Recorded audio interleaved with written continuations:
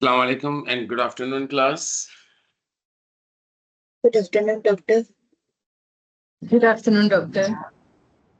Good Waalaikum afternoon, salam and good doctor. afternoon, Doctor. Good afternoon, doctor.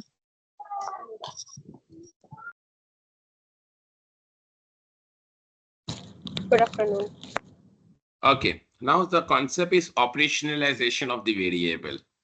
This topic is also very important to understand because some of your variables are easy to operationalize, but some variables are difficult to operationalize. So we have to discuss it.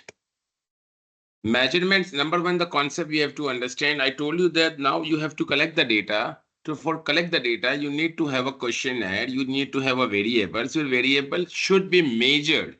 If you're doing a quantitative research, your variable should be measured. Measurement means assignment of numbers, other symbol, characteristics, or attribute of object according to pre-specified rules. Like object includes person, organization, unit, anything which we can do. Or characteristics are, for example, achievement, motivation, organization fitness, shopping enjoyment, length. These all are considered as a variable. So now what is this? Is assignment of numbers or other symbols, but normally numbers. Okay. Two characteristics of object. For example, employees motivation. Okay. Organizational effectiveness. Okay. Kitchen appliances effectiveness depends. Okay. So normally in our practical business, practical research, normally we have organizations, we have countries, we have employees, we have customers, we have even now machines learning. So over there you also have a variables. Okay. So that you have to correct the cover the characteristics. Measurement of variable in the theoretical framework is an integral part of research and an important aspect of research design. Whenever you have a framework, you will always have variables. When you have variable, then you have to measure. Okay. Unless the variables are measured in some way, we will not be able to test our hypothesis and find the answers to complex research issues. Now, there are two types of variables. One are objective nature in terms of nature. Okay. Normally, types of variable are dependent, independent, moderating, variating. But according to nature, there are two types of variables, subjective and objective. Objective, which can easily be measured. Like that can be physically measured. For example, length and width of an office, office floor area, demographic characteristics of the employees, for example, gender, years of service, age. Okay. These are very easy to measure, but some variables are difficult to measure. For example, how long have you been working in the organization? These are the example. Your job title, marital status, number of children, absenteeism of employee, number of products produced, number of product reject during the course of each month. These all are easy to measure. Object that cannot be physically measured, for example, the perception of individuals. Because your perception and my perception can be different. For example, for you, achievement is pass the grade, pass the course. But for some other, achievement is learning from the course. Now, learning itself is a difficult variable. Learning means remembering the material which is taught. Learning means implementation of the material. So it varies. How the supervisor treats the worker. Okay, if supervisor is friendly, we can say the supervisor is excellent. But for other person, it says good, good. Okay, even practically subjective variables are varied even by the genders. Okay, how was the food? For normally girls, not bad, or for boys it could be superb. Sitab, sitab, what we call it? Sitab, na in Malay. Sedap, sedap. Sitab. Okay, what does it mean by sidap? For you, sidap is something which is very nice in terms of its quantity, but for other person it could be very nice when it is terms of food ingredients. Depends. Okay. How was a restaurant for you? The restaurant, when it provides a quality of food, it is a good. When you say it is provides a good vibes, good support, good friendly staff. So it's sometimes these variables are difficult to measure, like degree of understanding. One technique to measure this variable is to reduce the abstract notion to observable behavior and characteristic. The best way is that you should break down this variable so that it become observable. For instance, the concept of thirst is abstract. Like how thirsty you are. You cannot measure your thirst. But the best way, like we can expect the thirsty person to drink the water, so we determine by the thirst level by the degree of quantity of water that person drink. Just for example. So this is the way operationalization of variable, we can do it like measurement of the variable. So we have to go operational definitions. Operational definition is a statement of the specific dimension and element through which a concept will become measurable. You know, in the first part of the class, I taught you about measurement of the variable in chapter 1. In two theses we go through, remember? There was also the definition of blended learning. If you remember, like we read the definition of blended learning. So that is how we measure. But there was one variable which was having 5-6 dimensions in our paper. So we were looking at this dimension. So it means that we were breaking down this concept into different dimensions. So operationalization is by looking at the behavioral dimensions or properties denoted by this concept. Then this translates into observable and measurable element. So normally this is called CDE concept, dimension, element. Okay, like for example, we have one example. Operationalization, like what behavioral dimension or characteristic would we expect to find in people with high achievement motivation? So we can say the people who have high achievement motivation would probably have the typically 5 dimensions. Number 1, if you have high achievement motivation, they would be driven by work. Okay. Do you have your high achievement motivation for doing your degree? Yes or no? Yes. Yes. Yes. Yes, doctor. All of you? Yes, Yes, doctor. Okay. So let's Yes. see. Then you should have Yes. these five dimensions. Number 1 would be driven by work. Okay. You are driven by work. It means when if something comes to you as your work, you enjoy. No mood to relax.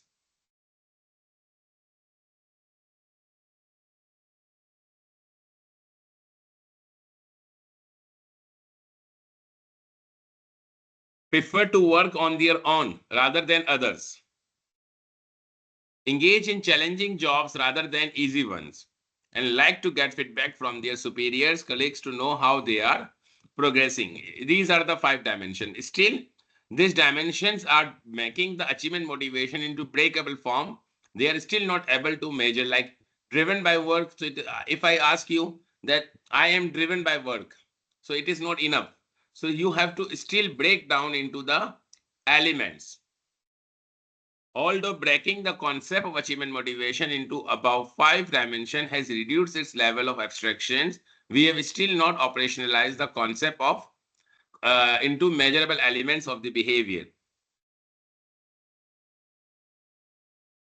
This could be done by breaking dimension into elements in order to distinguish those who have high motivation from those who have low. For example, driven by work.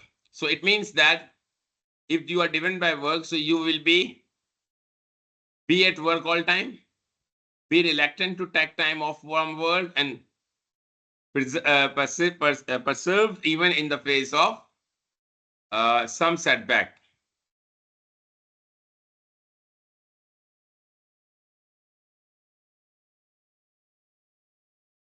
All the elements could be counted by asking a direct question to the respondent through a questionnaire or an interview. No mood to relax. The degree of unwillingness to relax can be measured by how often do you think about the work while you are away from work? What are your hobbies? How do you spend time when you are away from workplace? Prefer to work on their own rather than others. Individual with higher motivation have no patience with ineffective people, does not like to work with others, and engage in challenging jobs. So I don't like routine jobs. Okay, they don't like routine job. They like to take moderate rather than overwhelming challenges. Okay, 5 dimension is they like to get feedback from their superiors or colleagues to know how they are progressing. How ask for feedback on how the job has been done, both negative and negative. Now see, Achievement motivation is your variable. And this variable is measured by how many dimension? 5. And Five each dimension. dimension is Five measured by dimension. 5 dimension, elements. brother. 5 dimension. And each dimension is measured by elements. So this concept is called CDE. In our practical research, what we do, how we apply the CDE concept, we apply through measurement of the variable in questionnaire.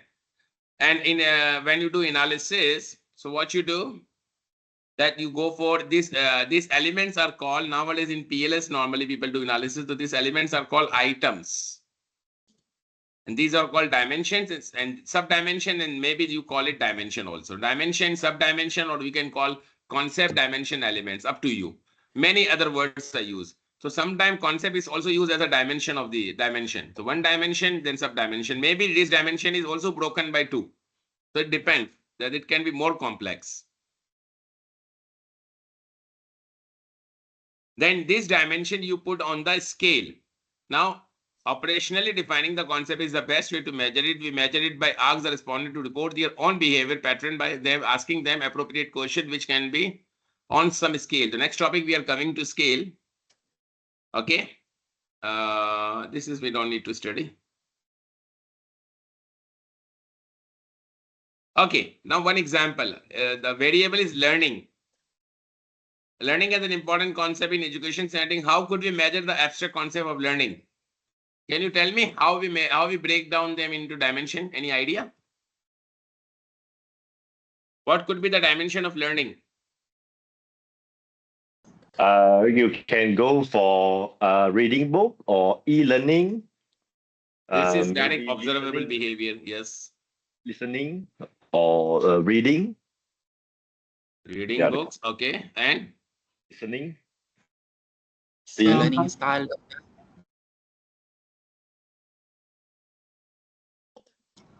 Attending dimension call. of learning are 3: understanding, retention, application.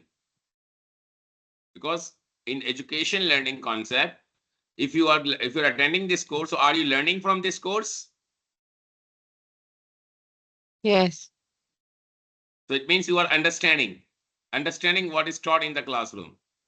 Retention, remember what is understood. Normally retention we do by assignments, and application is project. Okay. Now you understand whenever you have any course, so normally you have 3 things like lectures, assignments, and project. Why you have? Because understanding, retention, and application, so that your learning should improve. Not only understanding should improve. Okay. Now how to divide C? How can I check I am learning, understanding?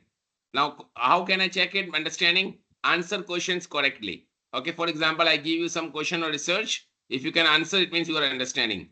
If I ask you, give me an example of dependent, independent variable, so it means you are understanding. Recall material after some lapse of time, usually assignment or exam. An application, solve problem.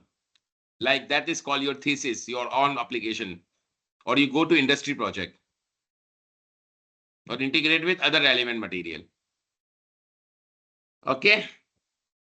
Is it clear? Clear, doctor. Okay. Now another example, for example, stress. How stress can be broken? Physical tension, emotional or psychological tension, and mental tension. But see, this dimension can be measured by physical tension. How can you measure? Through blood pressure and Pulse rate. pulse rate. Okay. But emotional is difficult to measure. Okay, let's discuss first mental tension. Mental tension can be measured by Headaches. Headache, fatigue, Confusion. confusion and making and confusion, unusual mistake. But psychological tension is not measured directly easily, so we divide into sub-dimension. Now you see, dimension under sub-dimension, 3 more: nervousness, anxiety, and fear. And this could be measured by extent of sleepiness, okay, sweating, and stomach upset. Okay. And now this is, for example, questionnaire we have. Okay, there are many exercises, but we have to end it. No break for us. Is it clear to you? Now we go to some papers we downloaded today. Clear, doctor. We can see measurement of the variable is available in many papers. For example, this was a paper we were studying. Variables, all variables were there. So see, and always also you see that what you now understand when you are writing the paper, okay, or when you are writing the thesis. Do you know that you have to write the abstract? Everybody knows. Well, if you don't know about the abstract, I also teach you there are two types of abstracts. One is called structured abstracts. One second. Huh?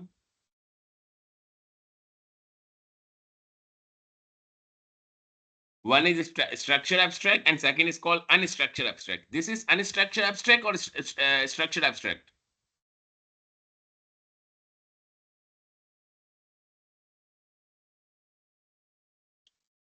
Yes, class. This is a structured abstract or unstructured? Structured. This is unstructured. Unstructured. Unstructured. What is structured?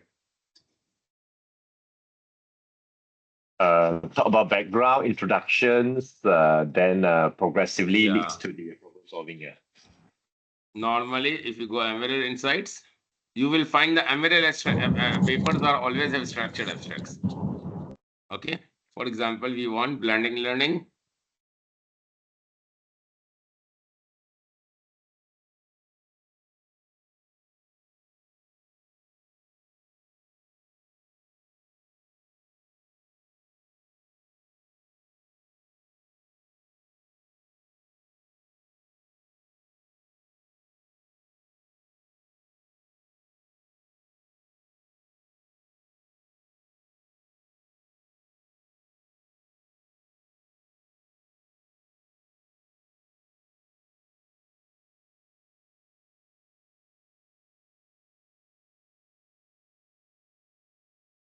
See, this is the structure abstract.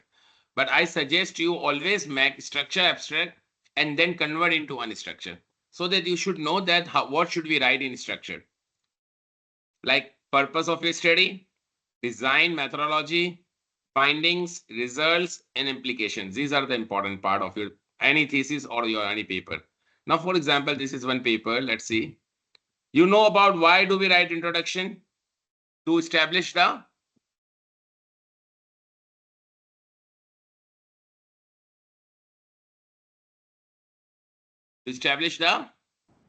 Background of study. not background, problem statement, problem of the study. Okay, Okay. including background. And generally, at the end of the research question, you come out with Objective. Research objective. Objectives. then the second part you do what in your thesis or in your research? Literature review, conceptual and theoretical framework. Now, this is a definition, understanding, blended learning, supported by previous study. And what is it called? It is called citation. Okay. And this is called in-text citation. You know these things now. Okay.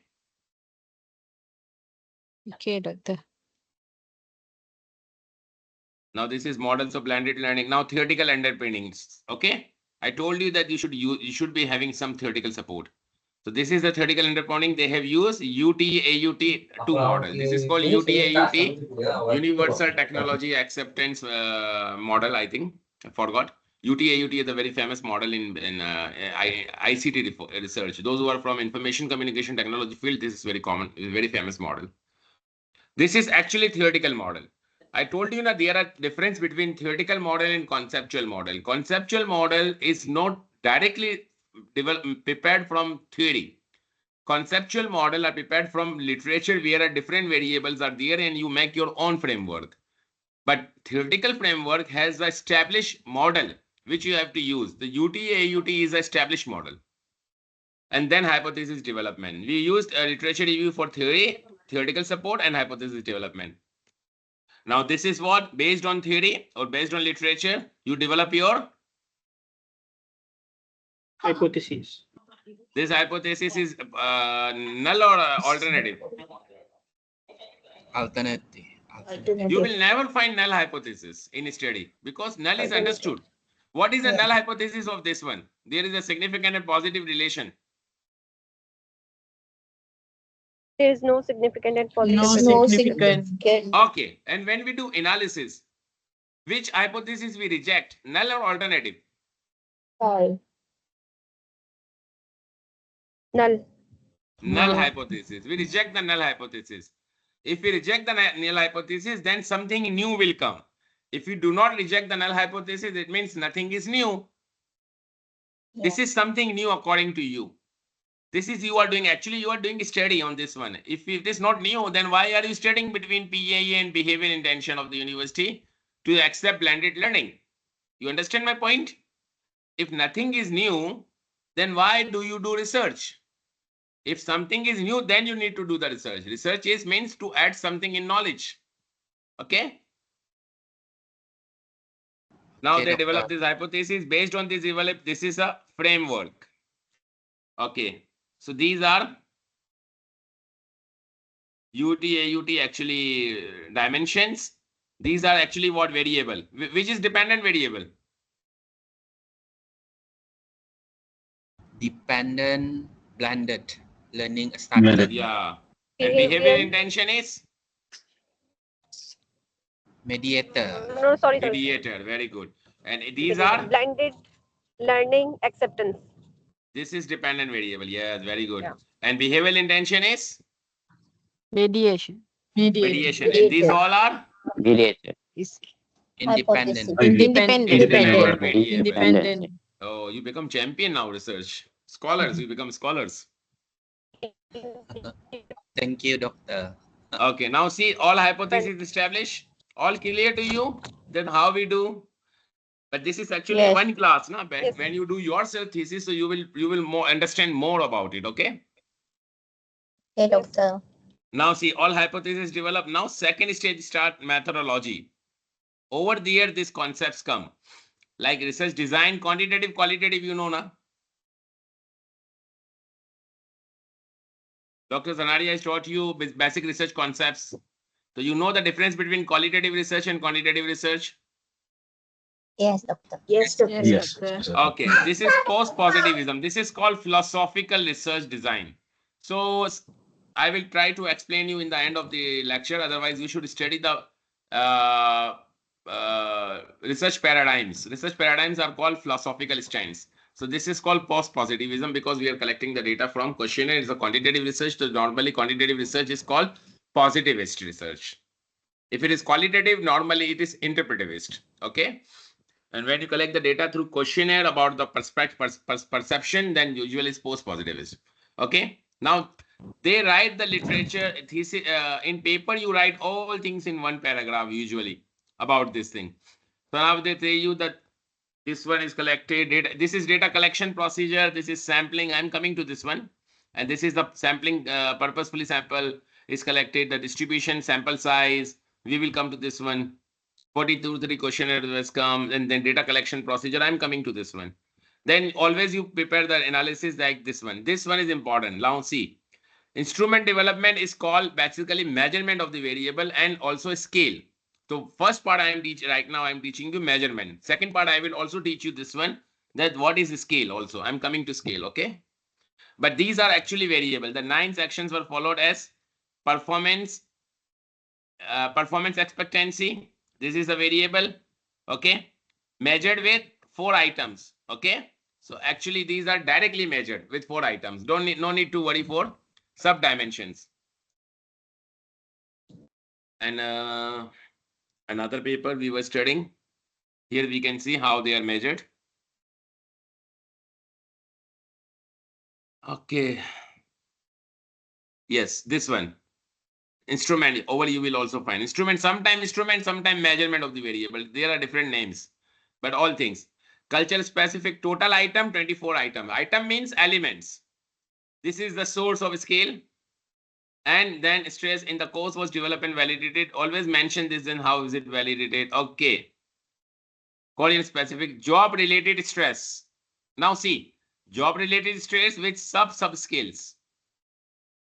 Job demand, insufficient control, interpersonal conflict, job security, organizational injustice, lack of reward, and discomfort. These all are called what? Dimensions or not, or what?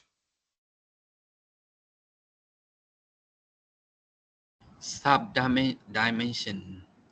Dimension of what? Job-related scale, okay? Job-related stress.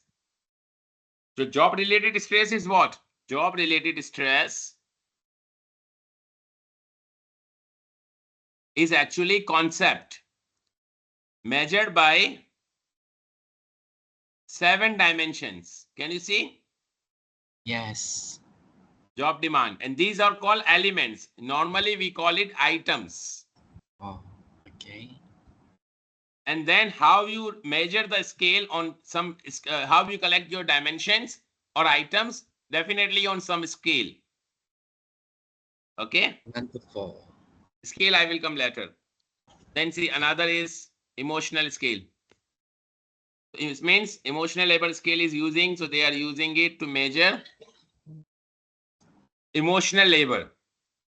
This is variable. And 9 items, 3 subscales. Oh, that means that it also has 3 dimensions: surface action, deep action, and emotional Dissonance. This, what is it called? Dissonance. Dissonance. Dissonance. Okay. This is usually stress type of, and then depression scales. All have this thing. Now see, these are variables. Actually, they make a framework, and then the analysis. When analysis come, they use this one. See, they use all scale items. Job demand, insufficient control, all 7, which they spoke. And see, these are, they calculate it.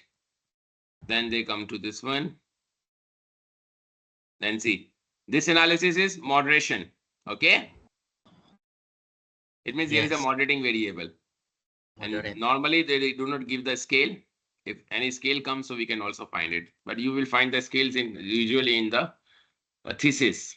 In papers, we do not give the scales. Okay, more downloads we had.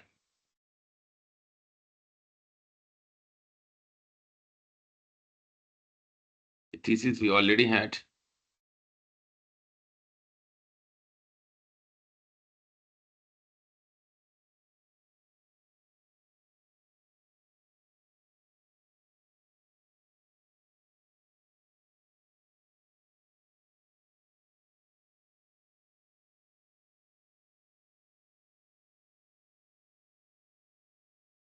Is it a quantitative or qualitative? I don't know. If it is quantitative, then you can know. Yes, questionnaire is there.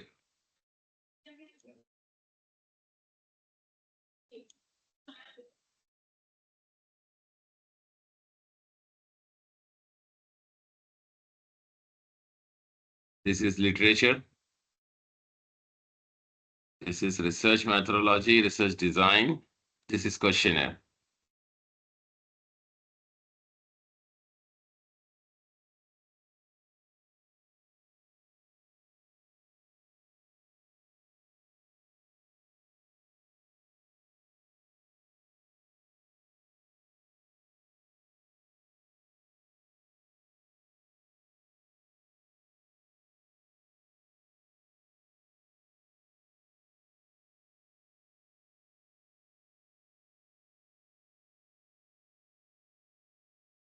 It's too long. Too many questionnaires are there.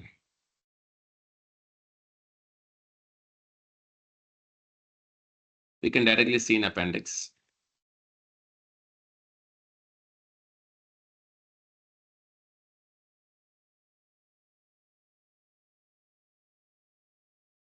Okay, this is the questions.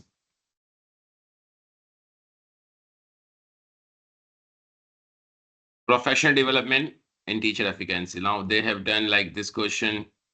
They have not explained in questionnaire. Like normally in questionnaire, you do not explain this one.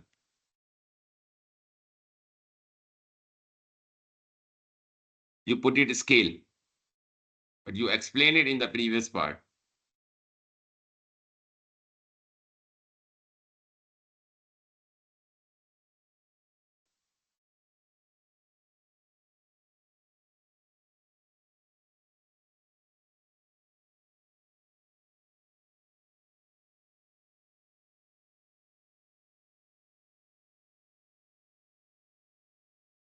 Taking too much time.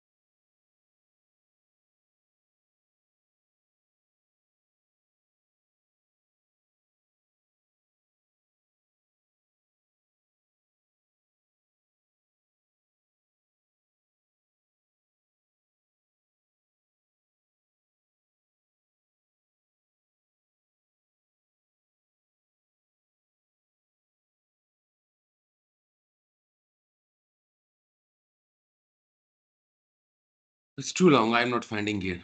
Leave it. Can tell you with some other sources.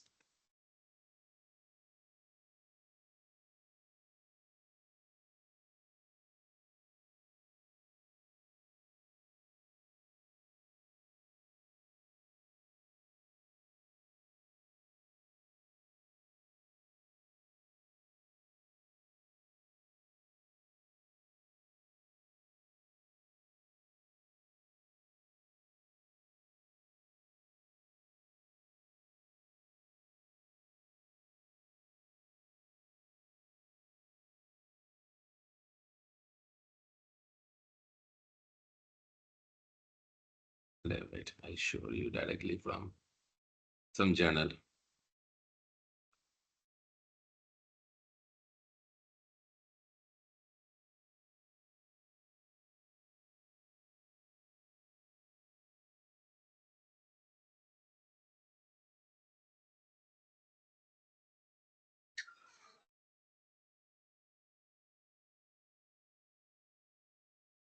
This paper is possible.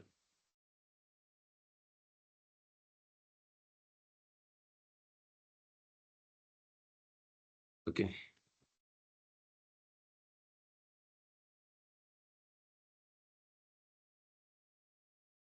See, operational definitions.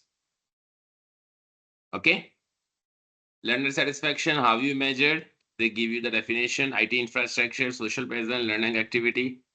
Then they put it in the questionnaire, then this is how they adopt it. This is framework, okay?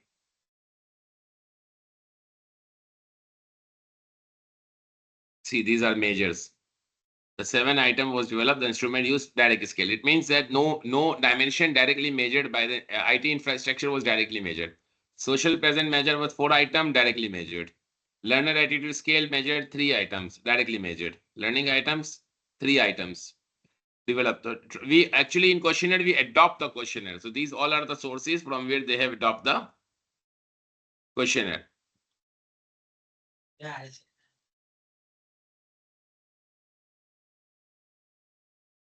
The questionnaire is not given. Normally in papers, you will never find the questionnaires. Okay, these are the items. See, learner satisfaction, these are the items. So this is dimension, you can say. So there is no sub-dimension to measure. Learner satisfaction directly measured with the, these are considered as elements. Okay? Clear? Okay, second Clear. part. Now we go for, after that we go for scale.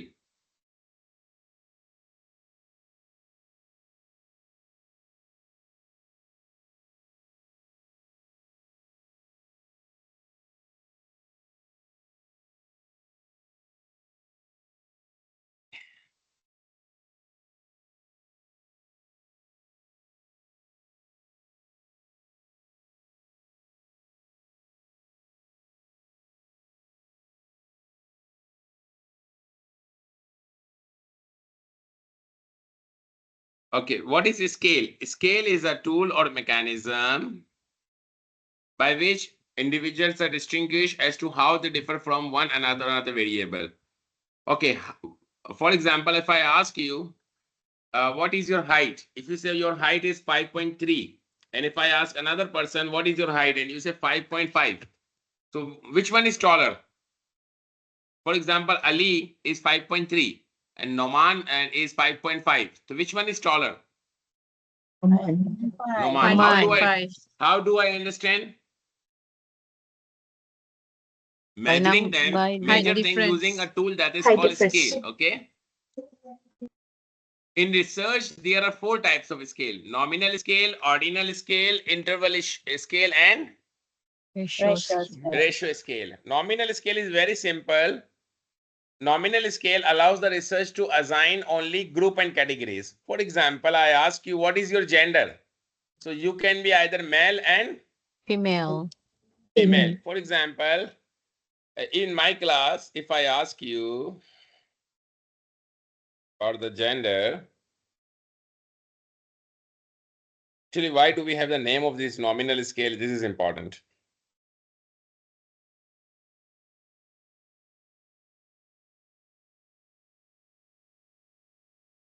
Okay. For example, in gender, okay, if I ask you 1 is equal to male, 2 is equal to female, okay. Now I ask you, respondent 1, you say male, female. For example, in class 13 male and 16 female, okay, suppose. So can I take the average of this 13?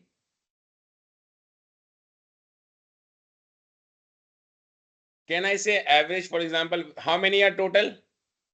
13 plus 16, okay, we put it like 17 is equal to 30. 30 Okay, so can I do in like total. this, 13 divided by 30? What will be the ratio 13 divided by 30? Uh,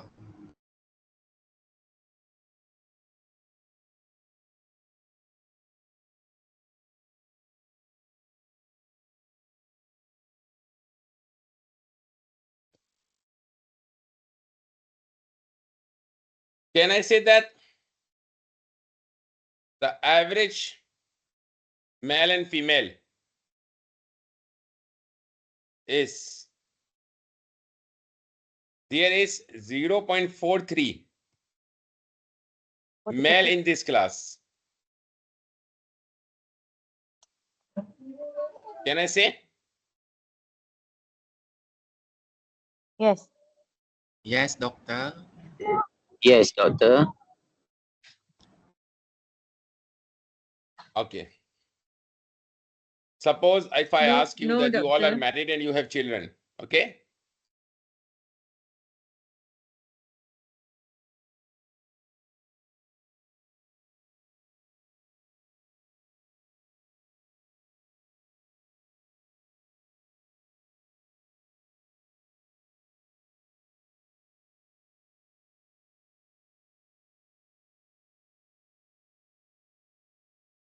I ask you how many children you have. The first one answer 3, then 2, then 4, then 2, then 1, then 2, then 3, then 5, then 2, then 8. Okay? This is the ratio. Now I take the average.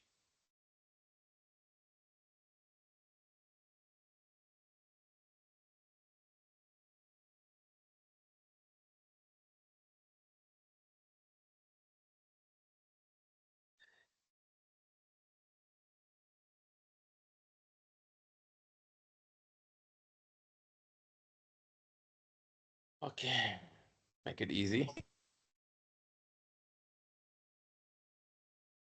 Okay, how many are the respondent? 10. Okay, so I can say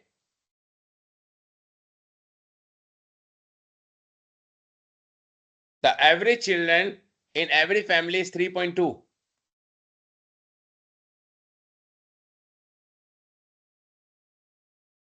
Can I say?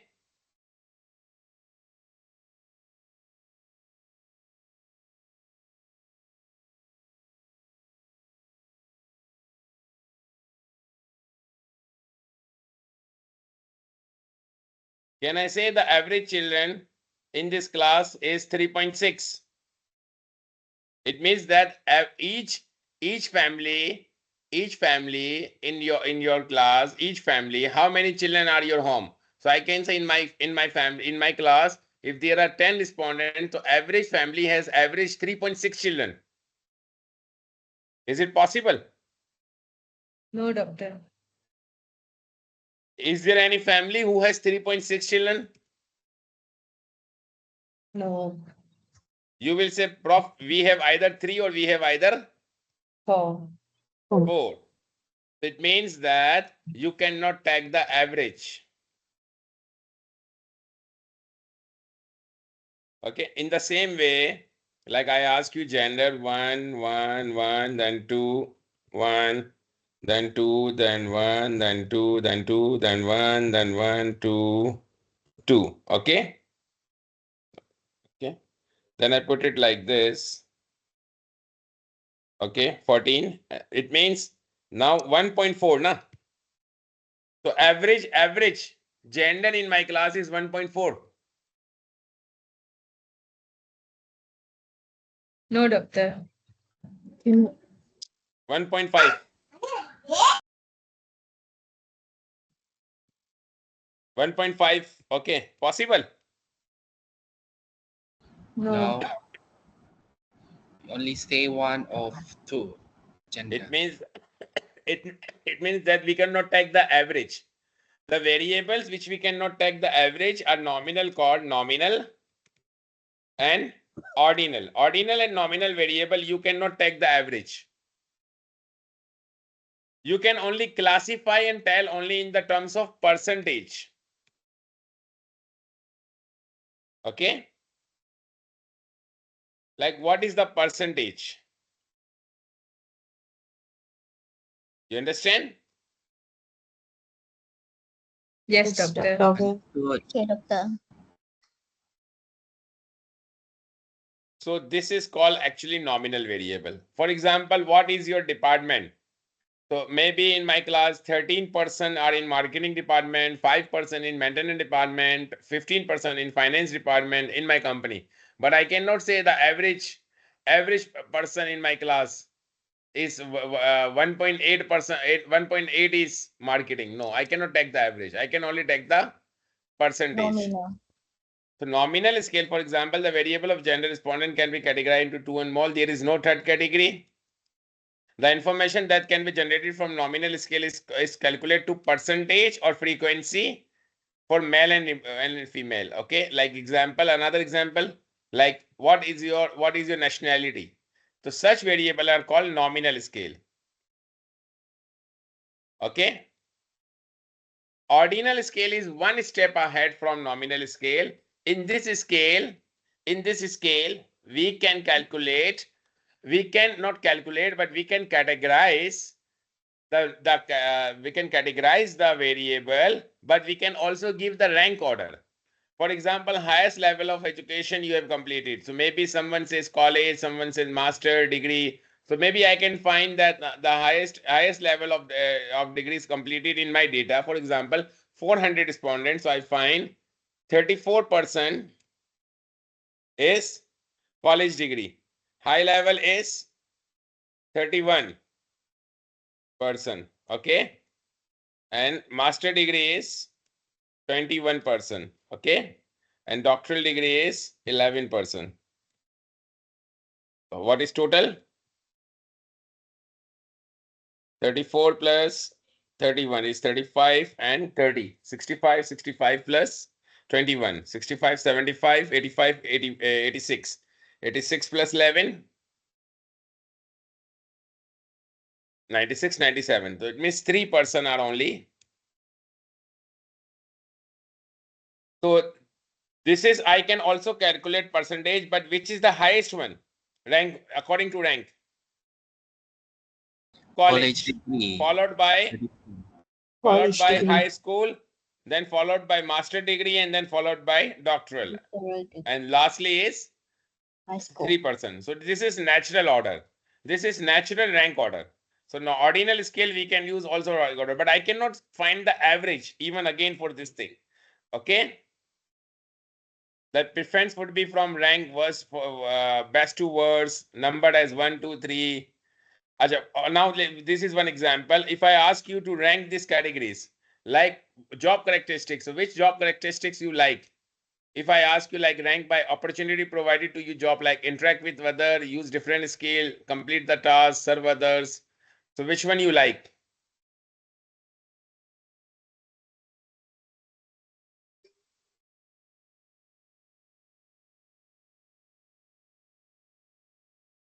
Okay. So maybe you answer, someone says this one, this is 2, this is 3, this is 4, and this is 5. Now maybe other will answer this is 4, other will answer this is 1, other will answer this is 2, this is 3, and this is 1, 2, 3, 4, 5. And go on. And finally, you come with the calculation and you find that the highest number use different scale is the highly rank position. But you cannot say that the difference between use of different scale is as important as interaction with others, because we know the only the rank, but we don't know the magnitude of these differences. Okay. The scale helps you to determine the percentage of respondents who consider the instruction most important, those who considering using the number of skill as most important, and so on. Such a knowledge might help in designing job that would seem most reached by the majority of the people. Okay. We can use the ordinal scale. Ordinal scale provide more information than nominal scale, even though someone mic open, please mute the mic.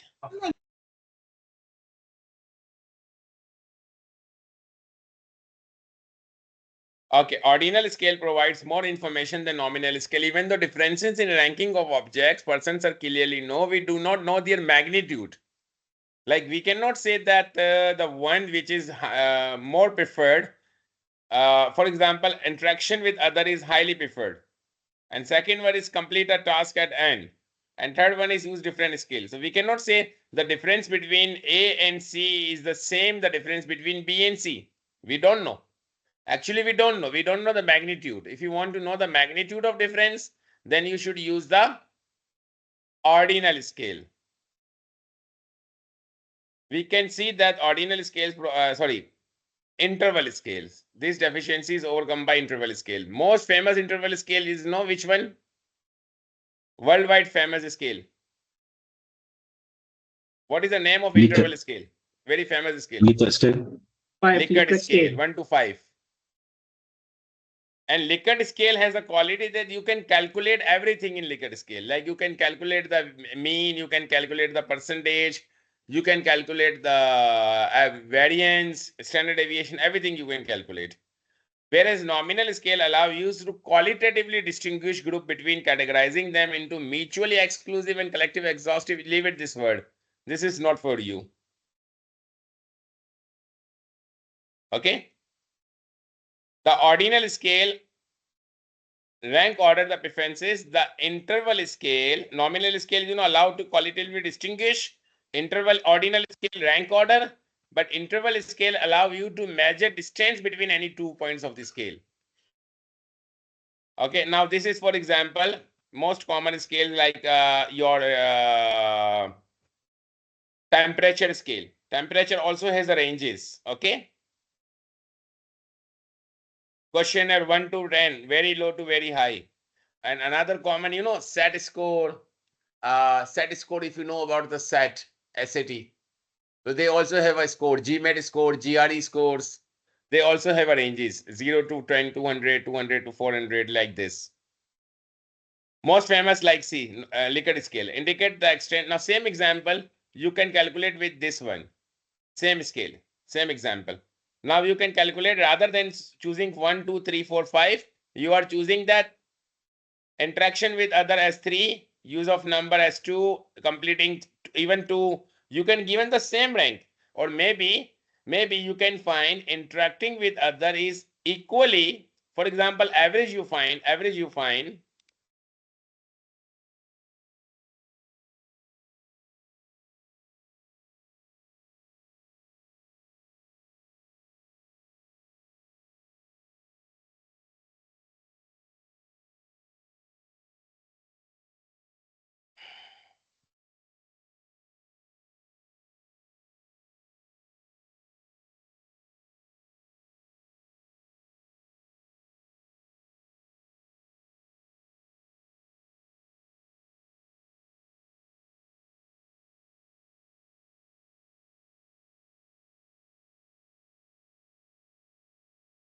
Okay. And the average, for example, by giving the answer, for example, someone says this is also important, this is also important. Now, normally you feel like this. You do not say everyone, this one, 1, 2, 3, 4, 5. Otherwise, if you use nominal scale, ordinal scale, then you will say either 1, 2, 3, 4, 5. You have no choice.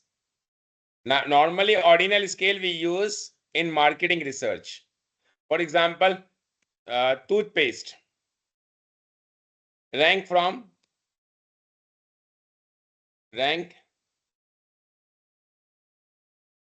tooth, rank them. Okay, for example, Colgate, Sensodyne,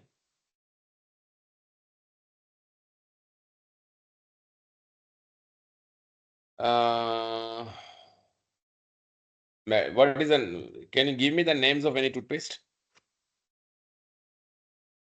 Not even Dali. toothpaste, okay. Shampoo, Dali. shampoo. Shampoo. Shampoo is easy.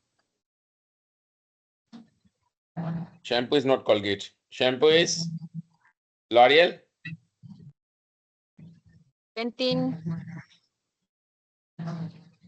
Pantene, Dove, Dove. Safina, Yeah. and Head and shoulder. Head and Shoulder. Okay. Normally, we do not give this scale. Marketing people normally do the research and they cheat.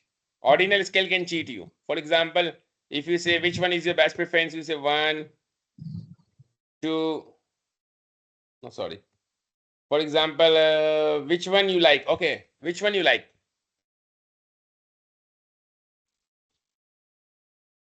Yes, girl.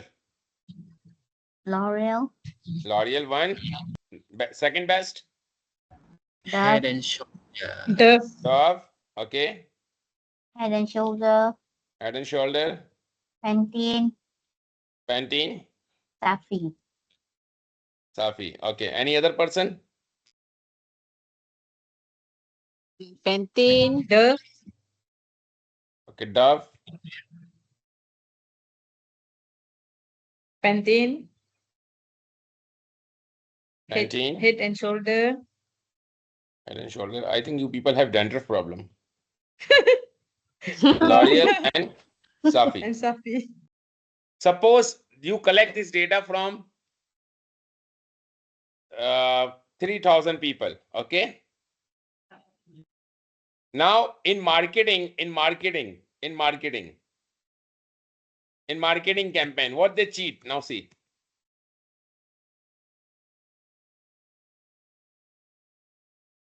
Based on research from 3,000 Malaysian women selected from entire Malaysia, we found that Safi is Malaysia's top 5.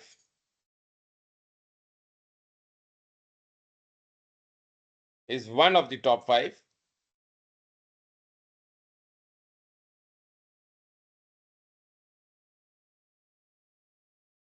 Shampoos.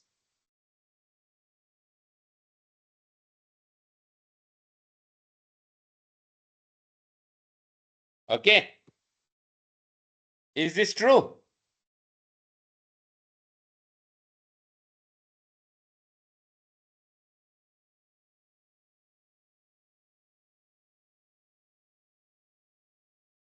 Yes, class. Is it true?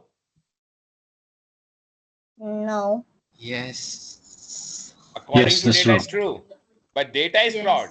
Always remember, No. whenever you do, listen carefully. Whenever you do rank scale is actually called ordinal scale. Whenever you do the wrong rank scale, the calculation is n-1 because you only choose 4, not 5. Whenever you choose something, you have to compare with other. 5 is not comparing with anything. Now suppose you have one more, two, four more, when you have more shampoos in list. More shampoos name you can give me: L'Oreal, Pantene, Dove, Safi, Head and Shoulder. Any other shampoo? Sunsilk. Sunsilk.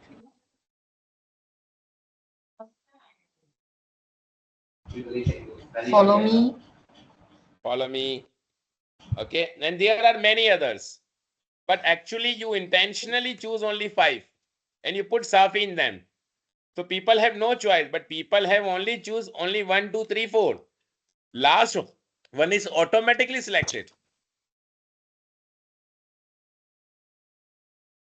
And now you are claiming is one of the top 5. One of the top 5 when you are having all shampoos. And then it is one of the top 5. You understand my mean? Yes, doctor. Marketing people cheat like this with the research. Yeah. And they make it successful. And they say according to data. Okay. Okay. Okay. Now, for example, the same thing you are doing with this research. So you are calculating this thing. Okay. So maybe you can find the differences over here. Okay. So suppose the employee circle 3, 2, 1, 4, 5 for the 4 items. The magnitude represented by the space between 1 and 2 on the scale is the same. The magnitude of difference represented by the space between 4 and 5. It means the difference between 1, 2, 3, 4, 5 is equal. So always remember, whenever you develop the Likert scale, so you should always develop 1, 2, 3, 4, 5, or always give the scale. Can I use this scale like 1, 2, 3, 5, and 6? Can I use like this? Is it correct? No, not correct. No. Because difference is No, not doctor. equal. This is correct. But this is correct. No. This is correct. Yes. No, doctor. Yes. Yes, it is still correct. Oh. This is correct. Yes, doctor. Yes. Because of Because ascending the order. magnitude is same. I Oh, can use see. even this one. It is not a problem that which you are using, but difference should be equal. Okay. Oh, okay. But the matter is that this type of analysis will be confusing. So you do not use this one, you put this one. Okay? So it is easy to calculate. If you put like this, then it will be difficult. Okay, but this is correct.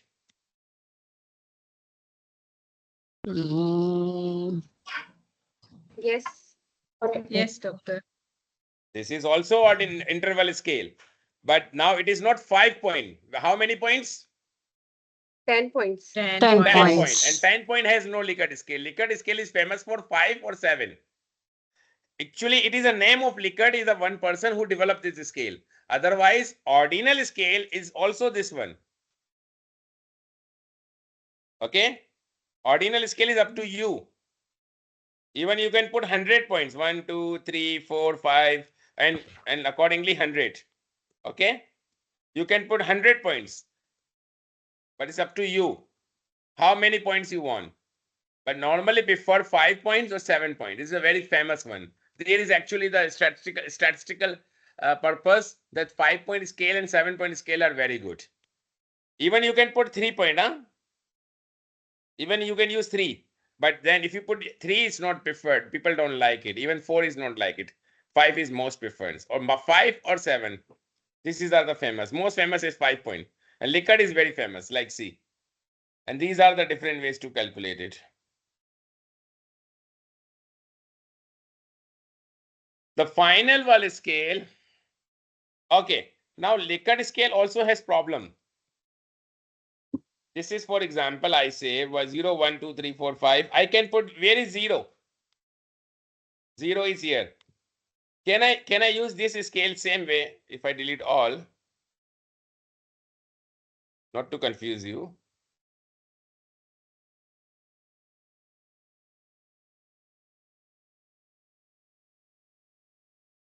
If I put like this, so can I say 0, 0, 1, 2, 3, 4? Is it correct? Correct, doctor. Yes. Still correct. Can I use like this? 0, 1, 2, Minus minus 1, minus 2? Can I do like this? Correct. Correct. Yes. It's still correct. So it means that 0 can be anywhere. Even 0 can be here.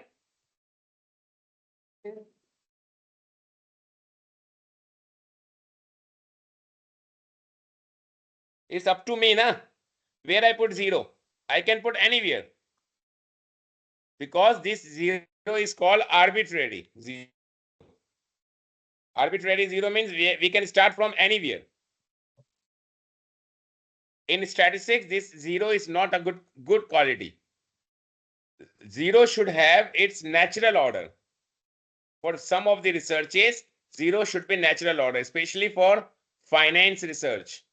Those who are doing finance research, even ICT, information communication technology, machine learning, 0 is very important for you. You cannot start the 0 anywhere. So 0 should have a natural number. So this scale has a problem.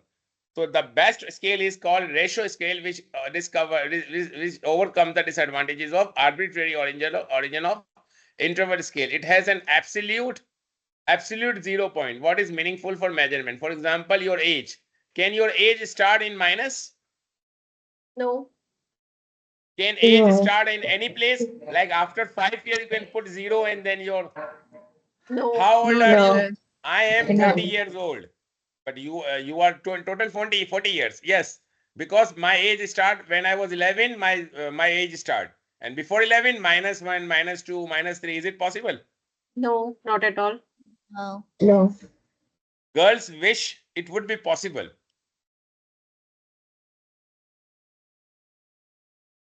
Okay. Maybe people can say, especially women, they could wish if it was possible, then they will be always 18 or below 20. Because arbitrary 0 you can put. Your age start from when you were 21-year old. And okay, how about the previous age? Before 20, I was minus 1, minus 2, minus 3, minus 4, like this. But it is not possible. Okay. Like ratio scale, same. Like your weight. Always start from 0. Any 0. other scale start from 0? Age.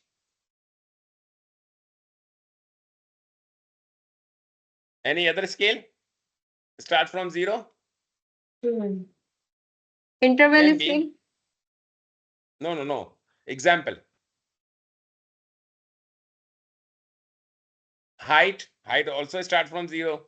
Wait. Salary. Yes. Okay. Salary cannot be in minus. Can be? 0. No. Normally not. Income can be start from 0, but expenditure can be in minus. Yes. Yes. You have salary, for example, your salary is 5,000. Your expenses are 6,000. So you are in minus 1,000. Yeah. It means you are in loss. And if you are in loss, your government should support. The ratio scale is the most powerful of 4 scale because it has a unique 0. Now, if we put this summary, this is important. This is important. The difference between scale, nominal scale split data into groups like man, woman.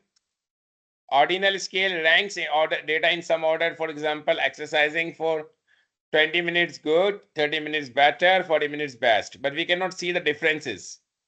Magnitude we cannot explain. Interval sets and continuum like 1 to 8. I told you na, but it all are equal scale. All should be equal points. And ratio starts with absolute 0 and indicates proportion. For example, 10 is twice as big as 5 because it starts from 0.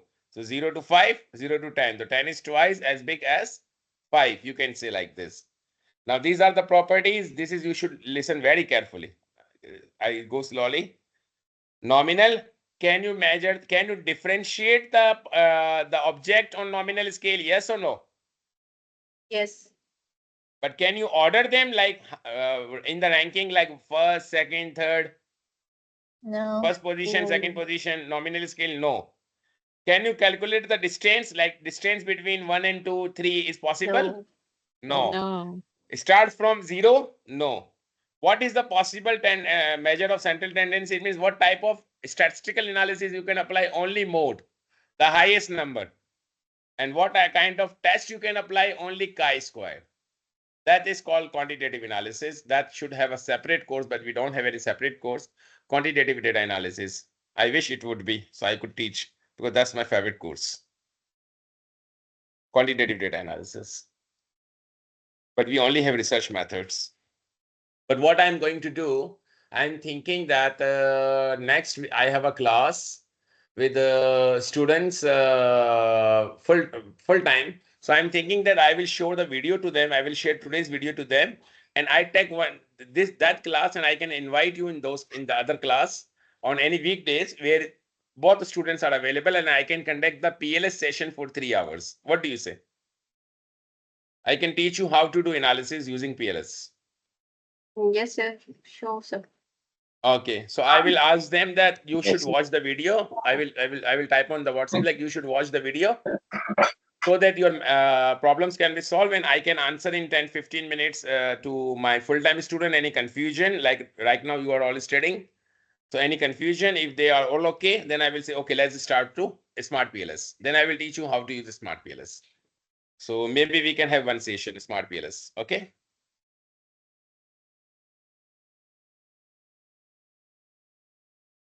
Okay. Ordinal, now come to next one, ordinal.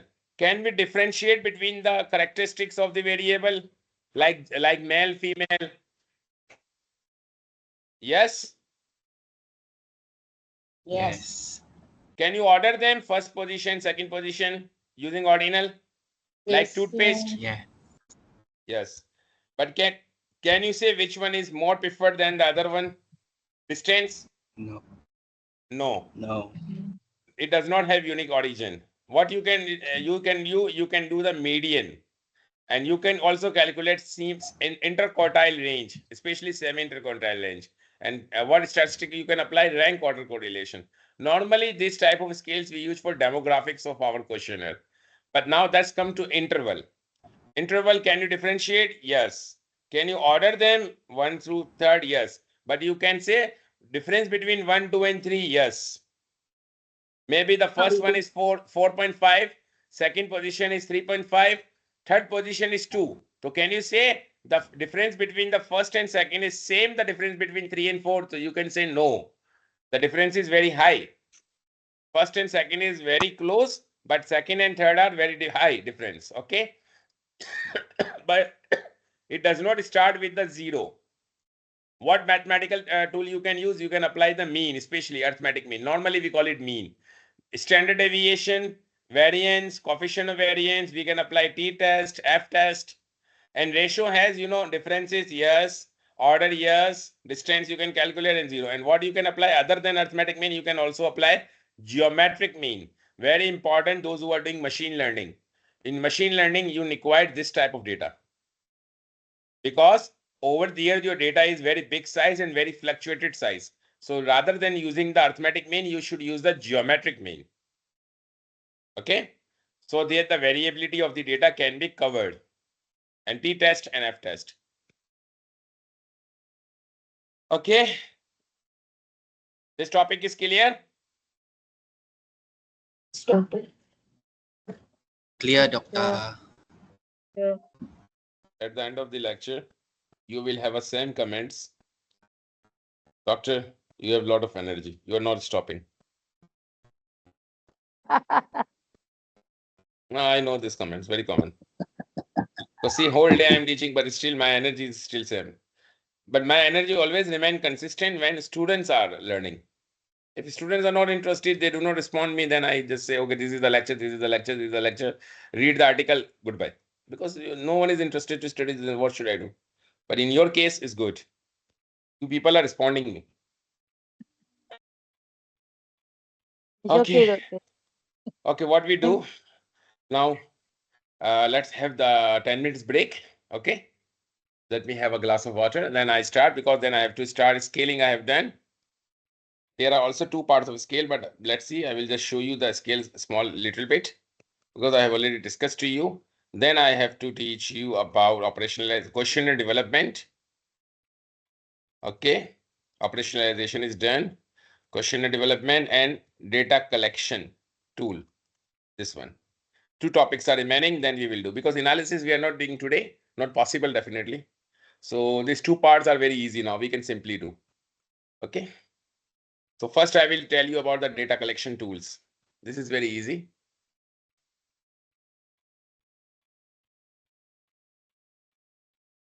Okay, data collection instruments or tools. Then finally I will close with my research onion that you have to understand. Research onion, I will close with that one. Okay. And questionnaire. Questionnaire is most common one, we use it. But that finally we will go with this one. Research design concepts. Okay. And all the paper analysis, all paper now you can see. And data collection procedure, I will tell you with some of the papers, like what are commonly found in the paper, like instrument development. See, 5-point Likert scale. These are the variables, you should adopt it. These are the items, you should do it. Analysis is second, and not today's chapter, next time. And then how to write it about your methodology, like okay, sampling. I forgot sampling. I will start sampling now, because sampling first. Okay, so let's have 15 minutes break. Then we have 3 topics to still cover, so we have to be fast. Okay. Okay. And Okay, Doctor. Okay, doctor. Thanks, doctor.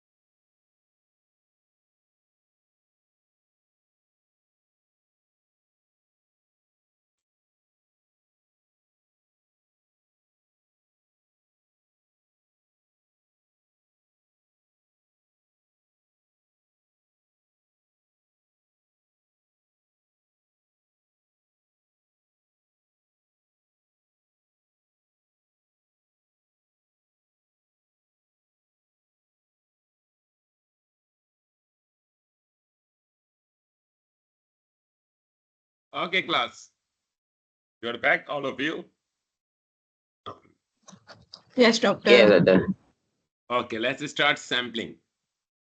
So what is sampling according to you? What does it sampling mean?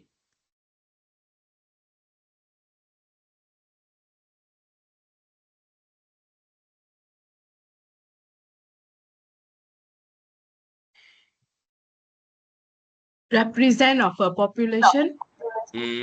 Representative of the population, yes.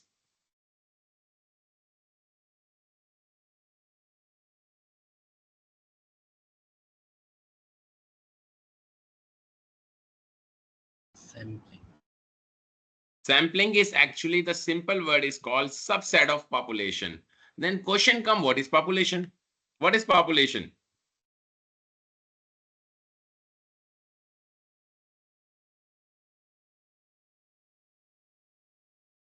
Our respondent. Our respondents are data. sample, not population. Oh, Population are the all those objects on which the study will be generalized to whom you can generalize the study. For example, blended learning on student achievement. Okay. So what is our population? Students. Students. Students. All those students who are who can benefit from the blended learning. Impact of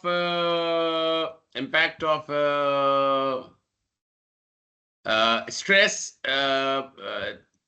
control therapy on health practitioners, mental health. So what is the population?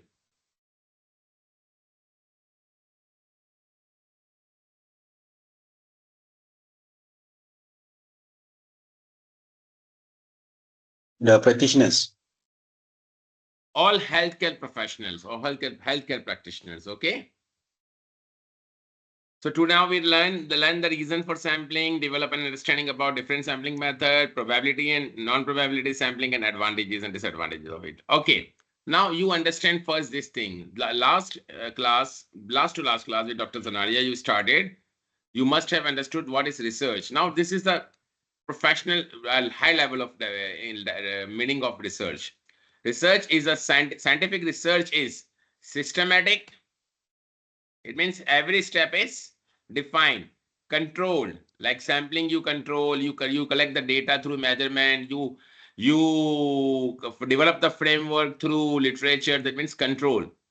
Empirical, because you collect the data from your own and analysis. And critical investigation analysis of natural phenomena guided by theory and hypothesis about the presumed relation among such phenomena. Research is organized in systematic way of finding answers to question. Yes, now it's clear. Important components of empirical research: problem statement, research question, purpose. You know, yes or no now? Yes. Yes. Why your yes is very low? yes, Okay. doctor. Yeah. Theory, assumptions, background, literature. Do you know or not? Yeah. Yeah. Yep.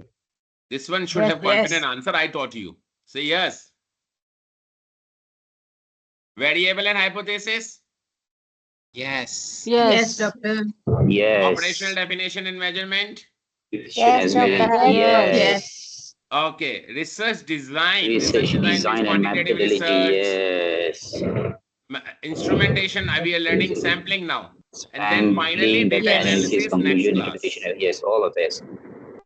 Data analysis now last. Okay. You will learn later. Sampling is a smaller but hopefully representative collection of units from a population used to determine truth about population. Okay. This is the definition. So sampling is a subset of population in simple word. Okay. Why sampling? There are several reasons. You cannot go to population normally. Time, money, workload. Okay. Give results with accuracy that can be determined, calculated mathematically, because with sampling now you can analyze the data population with using mathematical approach, usually statistical. Okay, sampling frame. It is very important in sampling frame. You cannot do the sampling especially probability sampling or random sampling, until you have a sampling frame. What is sampling frame? For example, I want to do the study on UTM students' performance. So what will be my sampling frame? Registrar office. No, as a Eh, UTM, I will not no, find from no. registrar office, but I will find from academic office. Okay. Academic office. And if my sampling frame is the challenges of postgraduate students, then what will be? How can I find my sampling frame? Sampling frame means the list of all students who are registered with UTM, and from where I can find, for example, SPS. SPS is the data of all students who are in postgraduates. Okay. Okay, yes. Okay. What is your population sampling? What is your population of interest?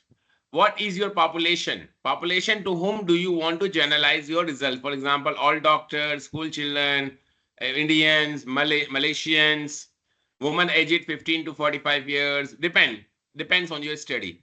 Can you sample the entire population? If yes, do it. If no, then go for sampling. 3 factors influence sampling representativeness. How you collect the sample? Sampling procedure, that is very important. You have to always write that how you collect your sample. Your sample should not be biased. Okay. Procedure you always determine, like what is the procedure to collect the data. It means samplings, your respondent, not data, respondents.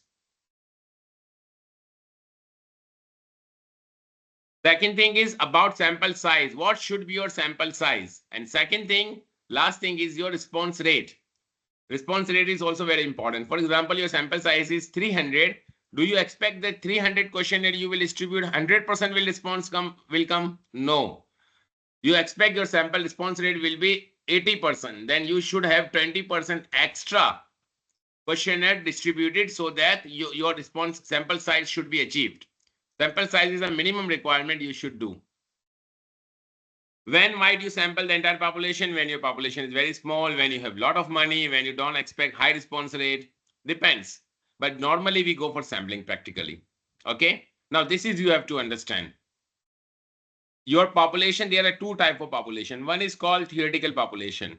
This means who do you want to generalize to? It means all people who you want to generalize. For example, all doctors, all nurses, all healthcare profession, all students, or maybe only Malaysian students, depends on the type of study. The study population is that what population do you get access to? For example, you do the study in Malaysia, that means you have access to all Malaysian population, but you cannot access to all Asia. But your study maybe from Malaysia can be generalized to all over the world, or maybe those countries who are similar to Malaysia. For example, Asian countries, Indonesia, Thailand, India, Bangladesh, you can generalize to them. And sampling frame, who you can access. Can you access to all Malaysian? For example, you want to do the study on doctors mental health. So can you generalize the study? Can you access to all your doctors of Malaysia? No. Maybe you can access to only the doctors from Malacca. So it means that your sampling frame is Malacca. And who you select is sample.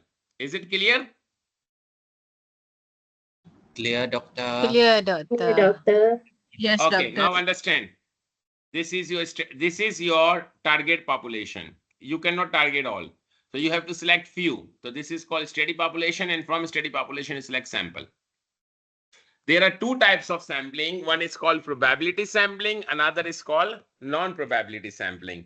Probability sampling means every person or every object has at least one chance of selection. Okay. Everyone has at least one chance of selection within the sampling frame. Non-probability sampling, it means that everyone does not have a chance of selection. Maybe some can be. Okay, sampling process first. The sampling process comprises several stages. First, what you need to do, you should know your population. Whenever you do thesis, first thing you should know what is your population. Based on population, if you have sampling frame, you must have sampling frame if you want to do probability sampling. Class, there are now two types of debates in sampling. One is called paper publication, one is called thesis. When you write the thesis, you should use like probability sampling, and you should know you have sampling frame. But in writing the papers, normally they do not ask you about the sampling frame and everything. But if you say I have selected random sampling, simple random sampling, or stratified random sampling, it means that you have sampling frame. Then decide your sampling method. Like probability sampling, there are the different methods which sampling is good for you. Then once you select the sampling, for example, you selected stratified random sampling. I will tell you what is stratified random sampling. Then second stage will be now how many respondents you have to select. That is called sample size calculation, sample size formula. And there are different types of sample size formula you have to use it. Then apply the sampling plan, then very easy, collect the data and then use us and check the sampling process. Okay, population can be defined as all including people or item with the characteristics who wish to understand, because there is very rare enough time to money to gather information from everything a population. The goal become finding a representative sample or subset of that population. Note also that population from which the sample is drawn may not be the same as the population about which we actually want information. Often there is large but not complete overlap between these two groups due to frame issues. Sometimes they may be entirely separate. For instance, we might study rats in order to get a better understanding of human health. Or we might study records from people born in 2008 in order to get the prediction. This is called actually sampling error, but ignore it. Sampling frame, I already told you. Let's come to direct probability sampling.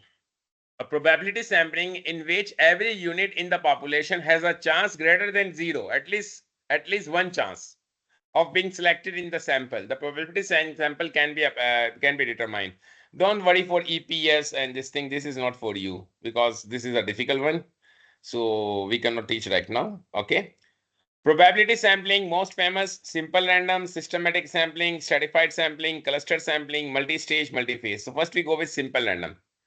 Non-probability sampling, it means we will discuss later. Simple random sampling. Simple random sampling is that you simply select the people from the sampling frame. For example, we put it Excel here. What you need to do for simple random sampling, for example, you have a people with this value, with numbers. For example, you have random names, okay? For example, Ali, Noor, Siti,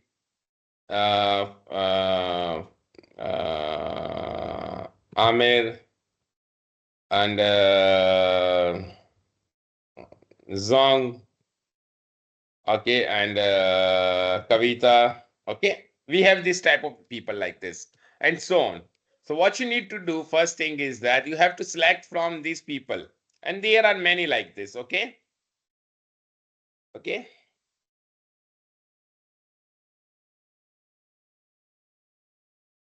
And you have to select, for example, 3 people. So which of the 3 I should select and how I select randomly? Anyone has idea?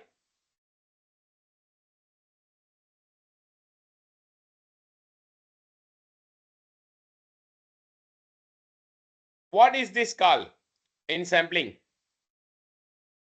All the people from whom the sample will be selected. Sample size, suppose.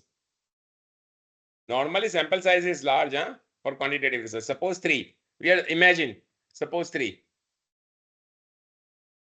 So how I select 3? Random. Any idea? I can choose anything lah. Three random is just 1, 3, 5, or maybe 2, 2, 4, 8. Can I select like this? Okay, Siti, you are available. I give you form. Zong, you are available. I give you form. And Fatma, you are available. I give you form.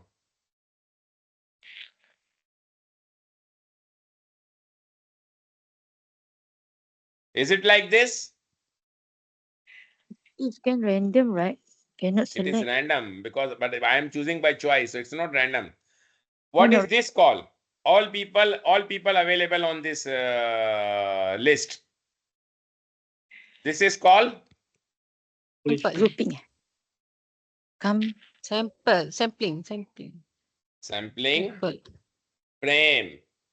Oh, same. This is my sampling frame. And there will be many like this, not few. Okay. Now what I need to do, first I should assign number. Okay. I can assign number to them.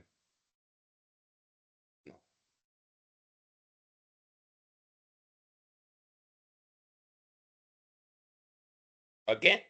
This is number I have select. Then there are things that I have to choose a random number. Random number actually, there are many various ways to do that. Develop the random number available on laptop, or you can select it Google. But very simple in Excel, you can choose even the random number. For example, there are two ways. Okay, I can put it like random. Okay, giving this probability values. And if I put like this is one way.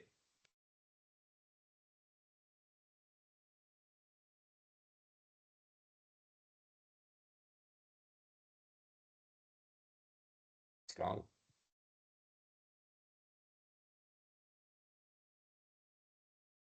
Okay, see. Now these are the random numbers, but it will change again and again. So what I do is just Control C and I copy again. I copy only values. Values. Okay. Okay. Now fix.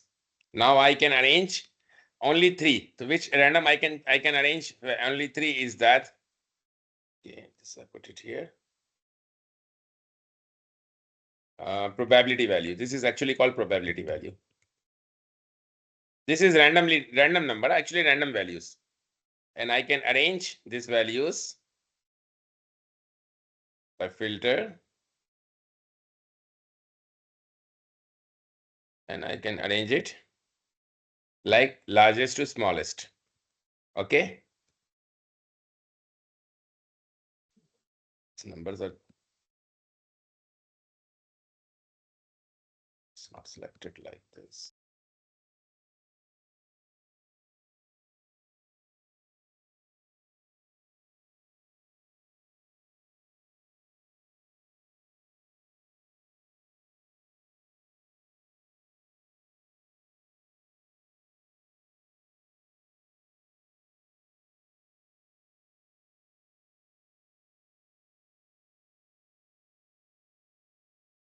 Okay. Now see, these three are randomly selected. You understand? Yes, This doctor. is called selection of Yes, random number. doctor. And you can do Yeah. like this, very easy. When you do like this, you should have a sampling frame. So this is called random sampling. Applicable when population is small, homogeneous and readily available. But suppose rather than Amir, it is Amira. Then what is the problem? The gender. Yes, in All my study, women. by mistake, and it's not CT, for example, it is Mukesh. So Wali is there, Zong is there, Ali is there, no one is selected. All girls are selected by mistake. So this is also possible. But when I do not have the problem with the gender to select, I can go with this type of sampling, okay? But if I have to select also gender, in that situation, this sampling is problem, okay?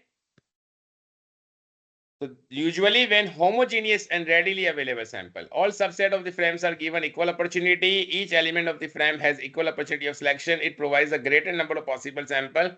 This is done by assigning a number of each unit in sampling frame. A table random number or lottery system is used to determine to be selected. Okay. How to do? Estimates are easy to calculate. Benefits easily you can calculate. I told like now I do. Sample design is always EP is equal opportunity for everyone. Problem is that if sampling is large, this method is impracticable because minority subgroups of interest in population may not present in the sufficient number of study. Now this is the case in our case. Okay. Now these were only three. Maybe these are not 3, these are 30. And out of 30, suppose I got 25 are girls, then it's a problem. If my proportion ratio of boys and girls are equal, but random number can possible, it is also possible, usually it happens, then I have a problem. So such kind of things, random number is not suggested. Okay, in that situation, what you should do? Okay, this is, you leave it. The second sampling is that systematic random sampling. This is also very easy. What you need to do, this is usually when you have a large number. For example, this is a very, very large number and you have to select 3 people from 300 data. So what you need to do, you have to select every kth number.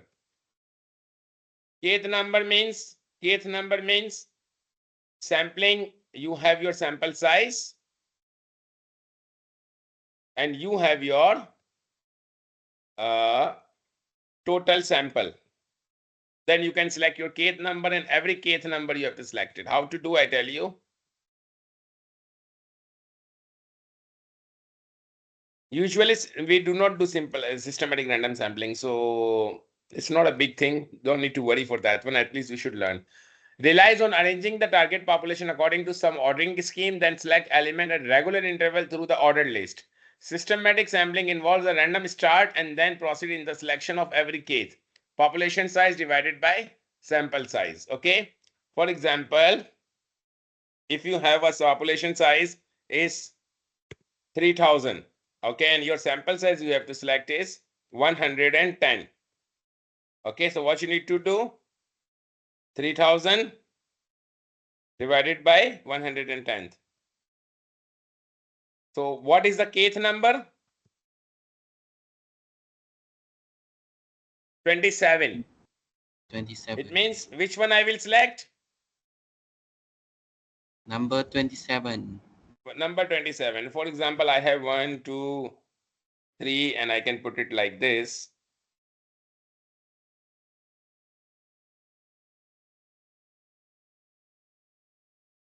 Okay, like this. These all are my sample numbers. So which one first? Which one should be first one? According to Number 27. number 27th. Okay, this is very big number. So I put it 300 and I selected 11. It will remain same. It was third number. Every still 27th. Okay. Yeah. And maybe I put it more easy. Sorry, not 15.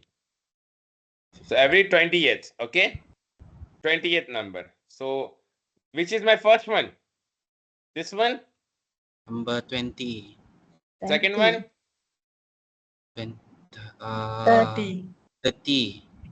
30. 40. Every 20th 40. number. Oh, okay. 40. How many I have to select? 15. Mm-mm. Okay. 40. Then 60. 60. 40, Then? 60. 80. 80. 80 and go on like this. Okay. Yes. Wrong. Huh? Why, doctor? In this way, everybody knows which is going to be selected. This is going to be bias sampling. It's not random. What you need to do now, read the sheet again. Systematic involved start a random start. It means that the first number will be Random number.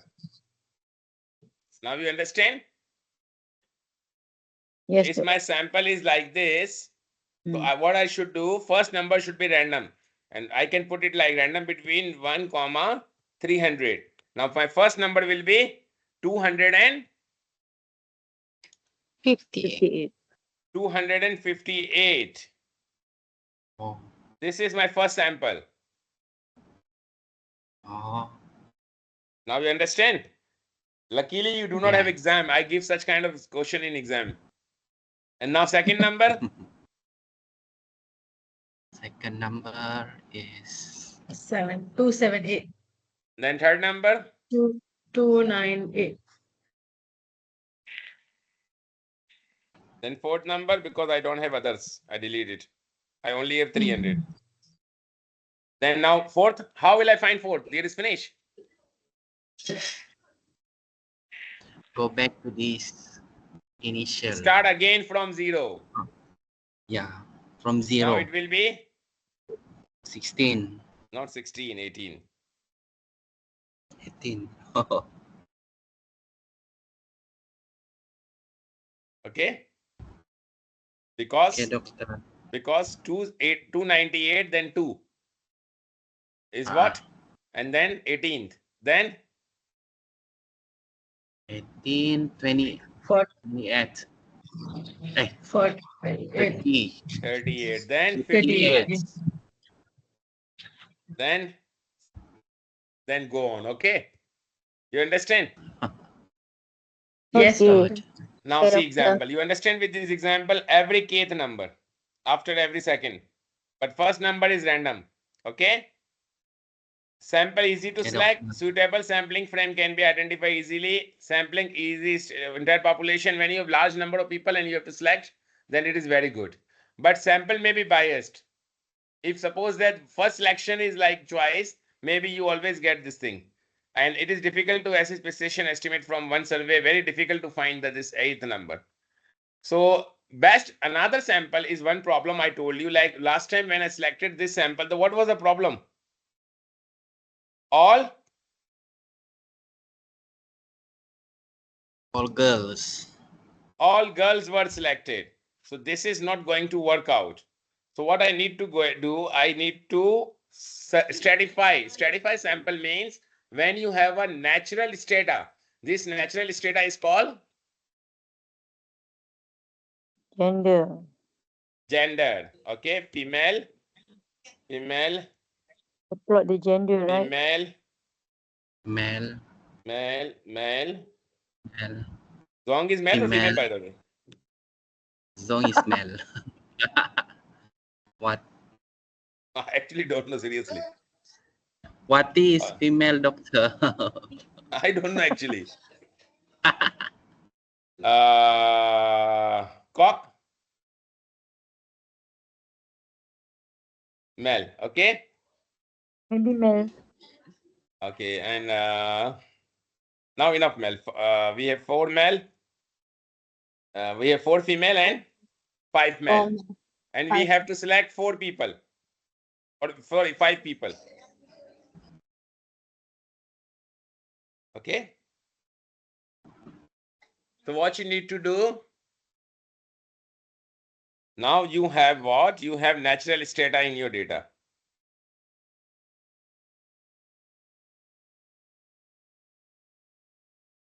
So you can actually go and break your data into gender by sorting.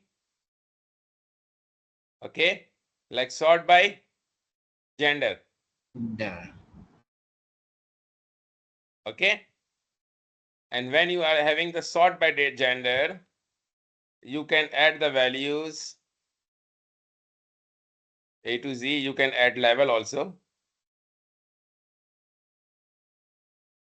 I think one level is okay because there is no other level to need.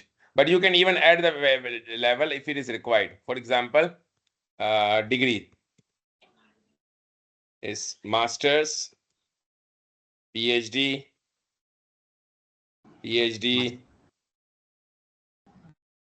master, PhD, PhD. Okay. Still, you have to sort, so you can even sort down more.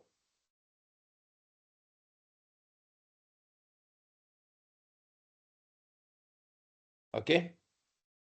Or you can put it like order A to Z is. Okay. You Okay, can still doctor. sort down. The sort is not good.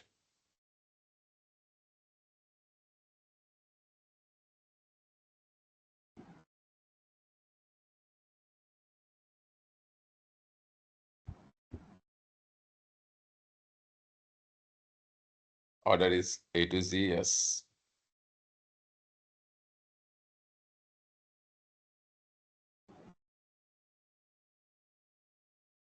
Now, okay. First, you have to select the master. Okay. Then you have to, what you need to do, you have to select master people. And within master, if you want to select female, then this one of them you have to select. But normally you have more than that one, okay? Then you, within master, you want to select one male, one female, okay? So what you need to do, you have to assign random. You got my point? Yes, doctor. And then you can select. But normally this is called stratified sampling. So a stratified sampling over there when you have a stratified. Okay, finally, since stratum is treated as independent population, different sampling approaches can be applied to different strata. Drawbacks to using stratified: first, sampling frame of a population has to be prepared separately for each stratum, like I did it. Second, when examining multiple criteria, stratified may be related to some but not other further complications design. Okay, like this one. So this is easy even, not stratified is not difficult, but try to use stratified sample when you have a strata. Strata can be many things, and not gender only. Strata can be qualification. Strata can be even your state. For example, you want to select the people from your 13 states, 8 states including, I think 9 states, no?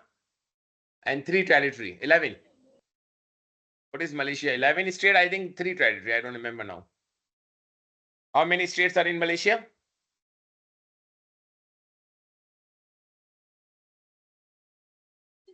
Class?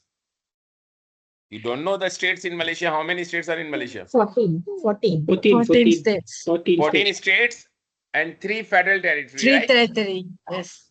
Yeah. Total 14 and 7. 3. Okay. So now, for example, you want to select the people from each state. So you have to play it like strata.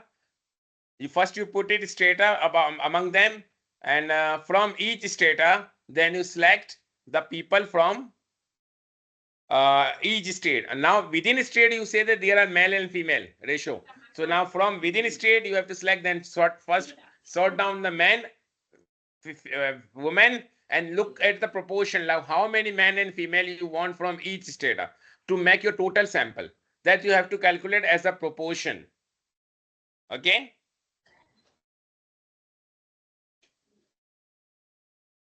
Okay. Okay, doctor. We're saying okay, but okay, because better should go next slide fast. Cluster, okay.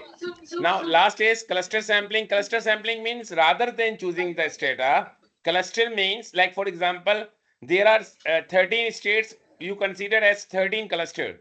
But where you can find the M20 in 13 cluster, 13 M40, where you can find M40 population, your sample in 13 states, more.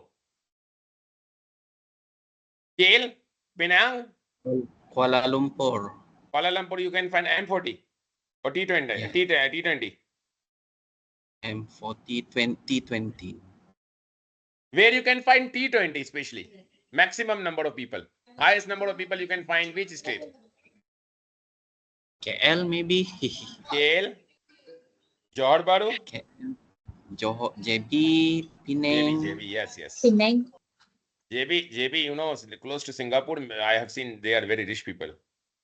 They have good cars. Yeah, Third? I agree with you, doctor. Yeah. Terengganu,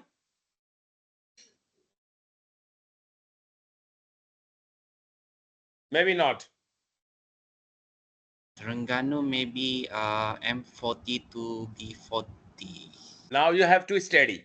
Suppose that you find that rather than going in each of the state, why should not I choose only cluster? Cluster means where I can find the large number of people.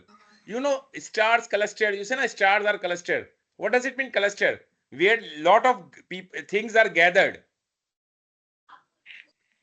For example, on the road, bus stop, you can find the cluster of people. You got my point? Cluster concept.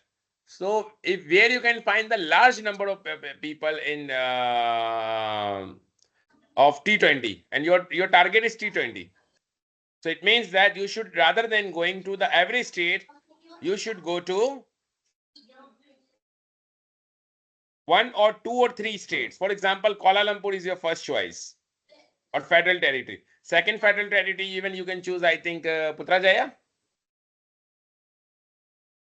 Or third, you can choose, for example, Johor Bahru. And fourth, how about Malacca? Can be, Doctor, Malacca. I think Malacca look very poor. Cannot be. No, not necessary. Penang. But you have to study actually. You have to study where they are mostly. Actually, you have to see where you can find the cluster. Because KL we can find definitely cluster, because those who are the rich people usually they live in KL possible. But which are the other states, you have to decide yourself. I don't know actually. I don't know honestly. So what you need to do, rather than going for strata, you are choosing the cluster. And once you choose the cluster, from this cluster, you can collect all people. So you can find the maximum number. Okay. So usually there are two types of, someone mic open. Cluster has two stages of sampling. First stage, a sample area is chosen. For example, normally people do cluster. The most common example is polio cases, where you can find the large number of people of polio in world. So United Nations does not go to every country to find the polio, where the polio maximum cases. For example, nowadays, COVID in Malaysia, when COVID happened, so which of the areas are mostly affected by COVID? Malaysian database you can easily find or not? No. Yes, you can find. There is a Yeah. data available because COVID test was conducted and it was open data. I think world of metric data is already available, and then they can give you the even areas. There's where are the mostly COVID cases were recorded, and you can select those areas and you can see that you can do your research about the COVID experience. That how was your experience during COVID? Okay. Suppose your state is like this. So better than cluster is means where you can find large number of people. Now you divide the based or you select the cluster, and within cluster you select the random sample, or maybe you can do complete cluster. It's up to you. Okay. Okay, Doctor. Okay, now this is cluster sampling. This is strata and cluster. Strata is natural, huh? Strata is natural subset. Cluster Okay. means you by default you can find the number of people. Okay. Large Multi-stage number. means combination of any two. For example, first stage stratified, number two stage cluster possible. So this is called multi-stage. Okay. Non-probability sampling, where you do not have a sampling frame. You don't have a sampling frame, then how will you select the people? Then you will select the people directly by approaching them. The most common sampling in the world is convenience sampling.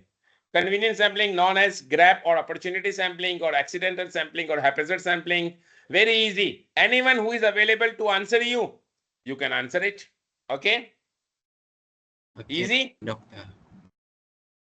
Okay. For example, someone is going, you can say answer, hey, do you believe in the death penalty? Yeah, he can answer it. Okay. Or maybe he doesn't want to answer. Okay. Quota sampling is the alternative of strata sampling. What you need to do, because your chances are not random in quota, stratified sampling, you select the stratify based on male and female. For example, you want to collect the data about the again same example, two shampoos, and you have to go to Malacca and you have to go to the malls. Can you find the random sample of people who visit the mall? No. Because to enter in the mall, you do not need the IC. You don't have a data that if anyone wants to come in the mall, he must have a membership. Is it possible?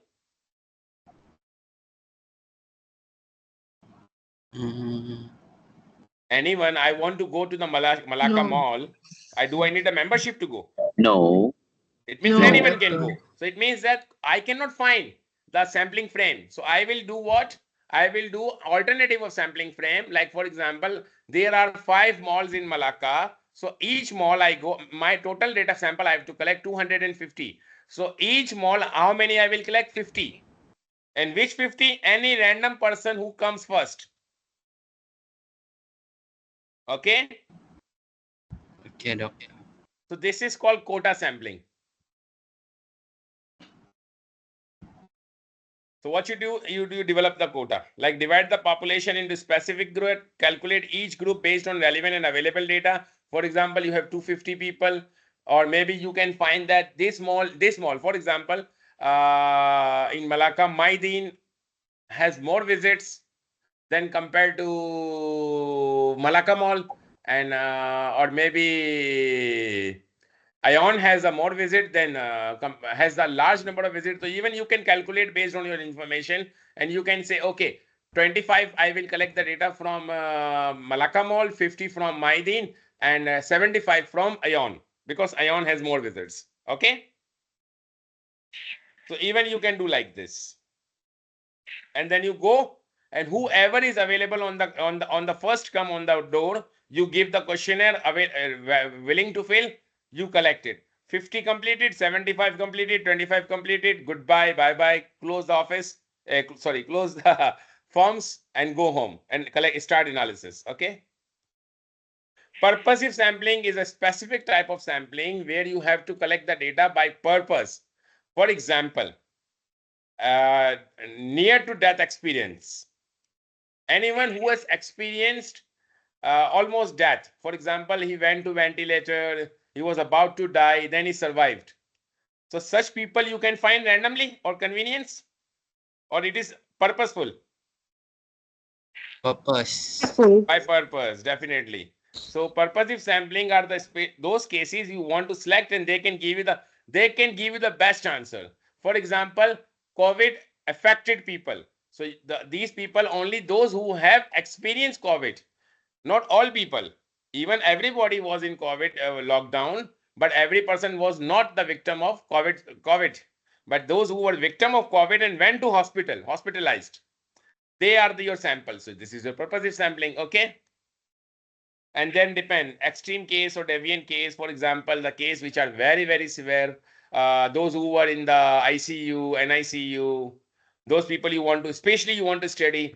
Okay. Those who murderer, those who killed the people, serial killer, you want to interview. Okay, please interview, and maybe next time you are also target. Okay, another sampling in purposive sampling is called heterogeneous or maximum variation. Heterogeneous or homogeneous samples are in this way. For example, you want to take the more variability, so different type of purposive sampling you can select. And if you want to take the insight, in depth, so similar type of people you should select. Critical sample which can give you the best sampling answer to you. Okay. Now, last one is snowball sampling. This is normally people write in the research nowadays. I have collected snowball sampling. Actually, convenient sampling is not a snowball sampling. Normal people consider convenient sampling is a snowball sampling. Snowball sampling is a very specified type of sampling. For example, in your office, you want to study about the workplace harassment, especially like sexual harassment case. So the women who have been victim of this sexual harassment in workplace, you want to do this research. So these people you cannot find easily, because every woman will not come out and report this case. You understand? Now you have to contact one person who has been victimized of this case. Then normally this person will have contact of another person. This is high probability. Then these two people will help you to guide that 4 more people, 10 more people. Another example, gangsters, Don in Malaysia, Don in Malacca. I have experienced one person. He told me that I am the Don in Malacca. I say, very good, congratulations. Seriously. He was like this. You do not talk to, you do not respect me. You know I am the Don. I say, very good, congratulations. You are Shah Rukh Khan. Okay, but suppose you want to study on the gangsters' life. Can you find any framework of gangsters easily? Anyone who will say, yes, I am gangster? I have murdered so many No. people. Oh, No. God. Easy, rather. So you want to study the life of gangsters, how they become gangster, why they become gangster, so that they can come out in the normal life. You can work for them. So how will you contact them? Like contact with one, it will refer you to other person, and the other will answer, because these people know each other. Don't worry. Okay. And this is considered as a snowball. You know what is the concept of snowball? You know the snowball. Have you seen a snowball? No. Keep on I know why I asked this question. You know, this is a touching nerve of Malaysian people. Snowball, because over here no snow. But Olaf. nowadays there are malls available where you can find the artificial snow. Now also I think in Malacca Mall also started. Yeah, about to start. Wonderland, where you can find the snowball. You can play the snow, artificial snow. But snowball is actually like when there is snow, when you start to make a ball, so it becomes bigger and bigger as soon as you fold it. So inside snowball is all the snow where is hidden. So it means that it becomes bigger and bigger as soon as you find more cases. Okay. Cell selection is very simple. Okay, clear? Any question about sampling? Yes, doctor. No question? Question, doctor. Please. Now see how people do okay. sampling. This research methodology, because last we have to do is questionnaire only. I have to tell you about the data collection tool, but data collection tool is very easy to fast. I will finish in 10 minutes, because questionnaire I will share with you that what type of question you should ask. But according to papers, I have to tell you that what you need to do. Now, research methodology, read it. This study assume a quantitative approach. Now you understand what is quantitative, but paradigm is actually, I will teach you about the onion. The study employed descriptive research design. This is also about the designs. There are three types of research: causal research, descriptive research, and exploratory research. I will share article if you want, so you can read it. To collect and analyze factors influencing the access of blended learning university, the use of blended learning as a learning mode is not a matter of choice in university in Zimbabwe, much part of the new normal. All universities in Zimbabwe use the enriched virtual model of blended learning. Data were collected from a sample of 432 selected using stratified random sampling strategy from a population of 600 postgraduate student. Now you understand what does it mean 600 postgraduate student? The study population is all the postgraduate students. Data collection and sample population Zimbabwe under postgraduate student, and sample size 432. Okay, and sampling frame 600. Sampling technique stratified. The students were selected from four purposely selected university. So usually it's not all stratified. Yes, it's stratified because it's stratified because four universities actually strata. The distribution institutional sample size was made up to the as following. For example, 113 from first university, 105, 109, and 105. How they calculated? Definitely they have a complete sampling frame. From them they selected these people.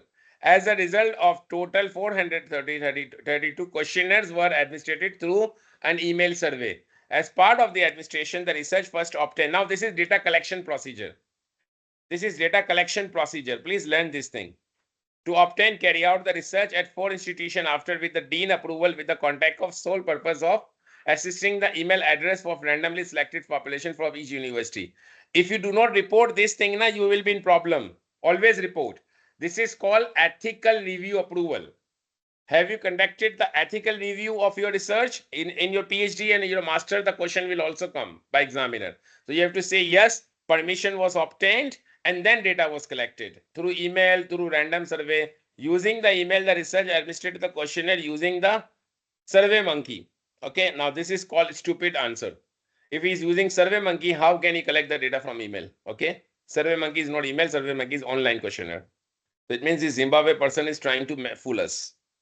The researcher used the minimum online survey requirement of 1 to 12.21 days average for the return of completed questionnaire. This is complete data procedure as benchmark and allows 2 week for questionnaire to be completed and written with a further 1 week aside. This is data collection procedure. Please write all this thing in your thesis. After 3 weeks, 175 complete questionnaire were given. Then the response rate, I told you in a sampling, the simple response rate is important, 45. Then was acceptable with the minimum requirement of 33% online survey. Okay, this is one example. Okay, then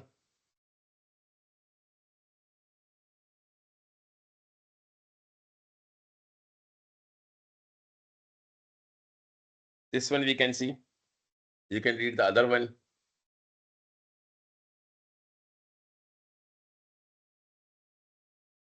Please do not publish in sustainability. Yeah? Malaysia do not accept sustainability. Is banned journal. This is secondary data analysis. No. I'm teaching you not secondary. I'm teaching you primary data. Okay. So some other papers we can find. Any paper we can find.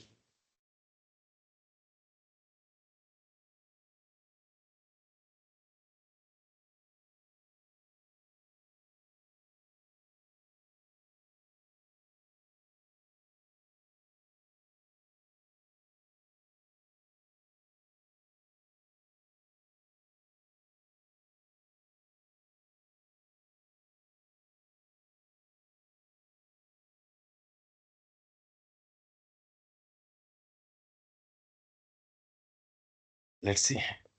Does it have proper way? This is design and participation.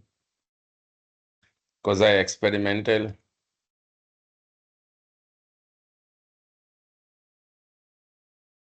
It's difficult, not quasi experimental. Any something easy. Not meta-analysis.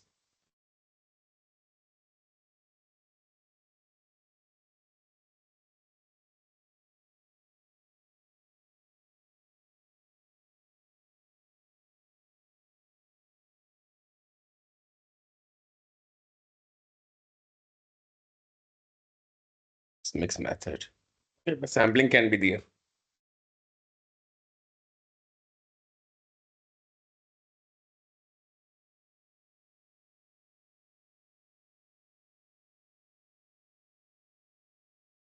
Okay, see.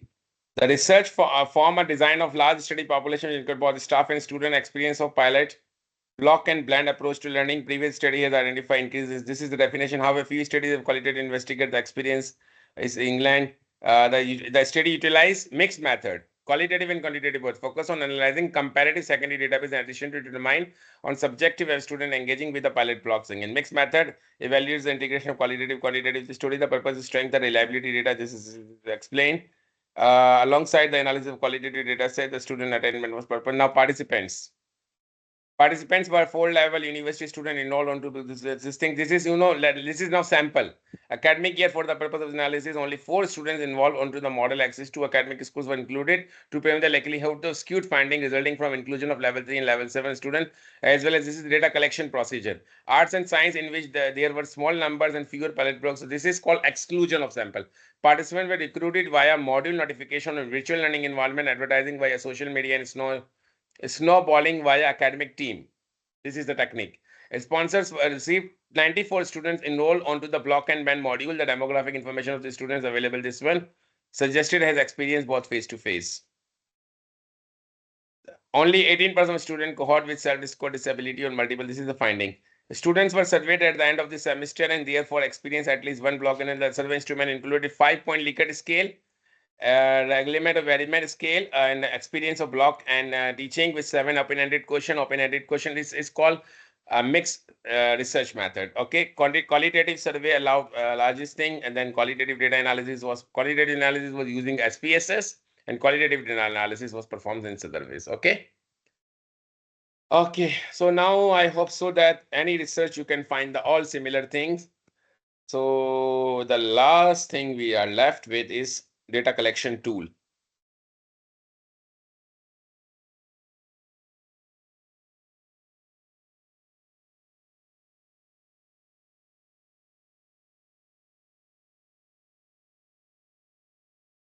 Okay. How to collect the data? No one best way. Depends on what you need to know. Numbers or stories. If you want to know number, quantitative tools. If you want to know stories, qualitative tools. Where the data resides, environment, files, people. If the data is in environment, means around the situations like climate data is environment.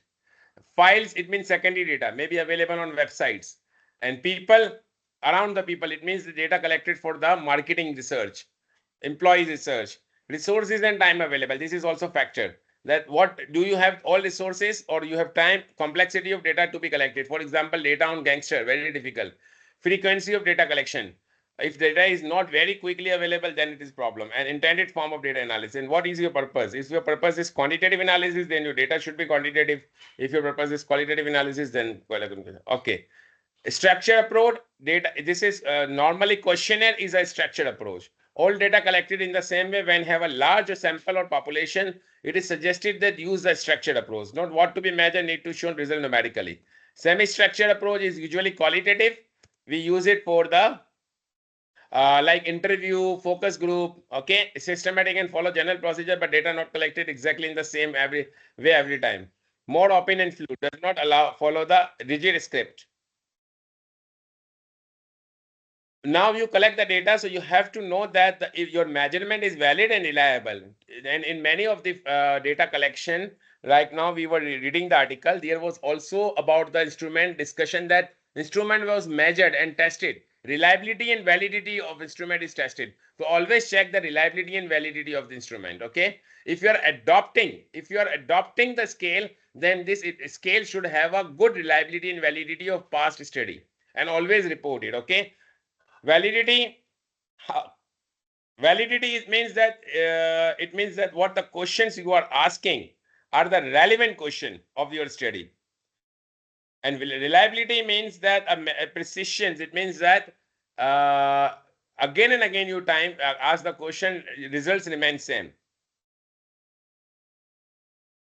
Which data? If you want to conduct statistical analysis, go for quantitative data. It means that questionnaire, secondary data, observe method, observation, structured observation. These are the common tool. Want to be precise, know what to measure, want to cover large group, and if you want narrative, in-depth information, not sure about what to measure, do not need to quantify the results, then qualitative tools.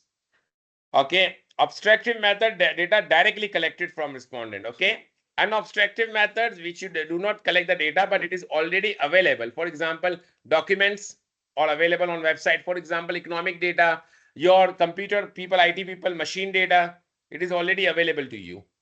So this is called unobstructive methods. Okay, now these are the 4 very famous data collection tool. Most common, surveys and interview, and within survey most common is questionnaire. Excellent for asking people about perception, opinion, less accurate for measuring behavior. It means that if you want to measure the behavior, so that is going to be the problem. Sample should be representative of the whole. Normally questionnaire is suitable when you have questionnaire. Or normally when you have large number of data collection, then you have a problem of response rate, particularly interview. Okay.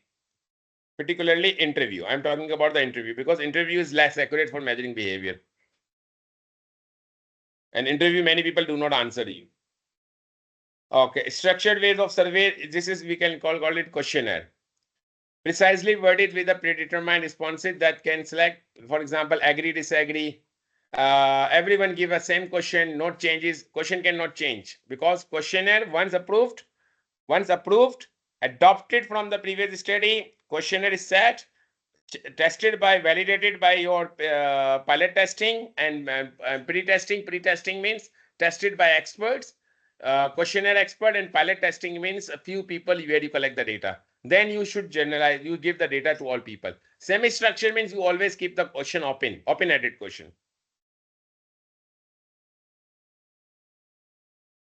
But what is the characteristics of structured questionnaire? Harder to develop because it takes time to develop the questionnaire. You cannot develop easily. But development means developing new instrument. But normally when you adopt, then it is not a problem. But what you're adopting should be reliable. Easier to complete, easier to analyze, more efficient when working with large numbers. Semi is easier to develop. You can ask so many questions, but then questions come, the answers are very difficult because everyone is giving difficult answer. Then how will you convert this answer into quantitative words? This is difficult. So try to prefer always quantitative. Self-administrative questionnaire distributed by mail, email, website. Nowadays, online survey very common. Okay, in development context, often issues language translation. When you are doing the translating the questionnaire also, so try to always do double translation approach. Double translation means suppose you are English questionnaire, you are translating in Malay. So what you need to do, first translate in Malay and then another again Malay to English translate. If English to English remains same, then it means the questionnaire is right. This is, we call it double translation approach. Best when you want to know what people think, believe, perceive. Only they can tell you that. Challenges: people may not accurately recall their behavior, reluctant to behave very well, illegal or stigmatized. People think or they do not say always. Maybe people think, for example, about the stress. Maybe people behave themselves that they are not facing any stress, but in fact they are facing. Often interviews are often semi-structured, unclear questions. You can provide information. Challenges of interview can be expensive, level intensive, sometimes very much time consuming. And there are some questions which are very sensitive, so you cannot ask very easily with the interview. The interviewer had to be very selective because sometimes answers are not relevant. And even half of our interview, 1 hour interview, the interview is not giving any answer, not relevant answer. This is also my experience. Observation: there are two types of observation: structured observation and structured observation. Observation is what you have a one tool, for example, a set of question, and you have a very specific answer, which you have to only fill. For example, traffic pattern. How many cars travel on the road between 8 to 9 p.m., 8 to 9 a.m.? How many of the cars break the signal when they are in rush? Only you note down. Okay. Quality of housing, you can do it. Nowadays, people are using also CCTV cameras for observation. Okay. But you need to provide the approval. And structure determined before the observation precisely what will be offered. Unstructured means you are open to observe anything, and you can note down. And semi-structured combination of both. Collect data on actual versus self-reported. It means that rather than questionnaire where you are collecting the data on self-perception of the people, you are actually yourself collecting the data. Okay. But it is real time, but retrospective. It means that previous things, you cannot find it. Observer bias, maybe you are yourself biased. Potentially unreliable interpretation, coding challenge. Sampling, usually the problem. Focus group is a type of qualitative research where rather than collecting the interview, you sit with 8 or 10 people. Normally 6 to 8 is a people, and you become the moderator, where you put one question and discussion start among them, which gives you more insights. Okay, this is, you should not do when it is focus group. Okay. This is the process, like for example, icebreaker, you should start, then warm up. Directly do not ask the question, then put some small question to make the respondent comfortable. And in focus group, the most important thing you should notice dominant voices. When 8 people are sitting, maybe 2 people are trying to dominate everything, and they want to speak all the time. They say we are the best answer, we are the best people, and we will give the best answer. And sometimes fight between 2 persons, natural fight. So as a moderator, you have to control all this thing. Okay. Secondary data which is available on website, you can download it, and usually it is for machine data, log data, website data. You can use it, but you have to check the validity and reliability. Advantage and disadvantages, you can use it yourself. Okay. No best tool. You have to decide which tool suits you. Okay.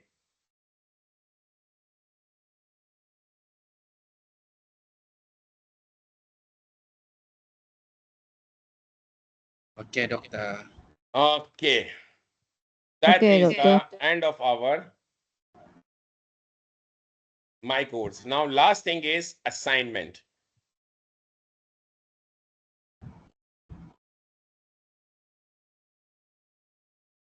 Now, for assignment, what you need to do.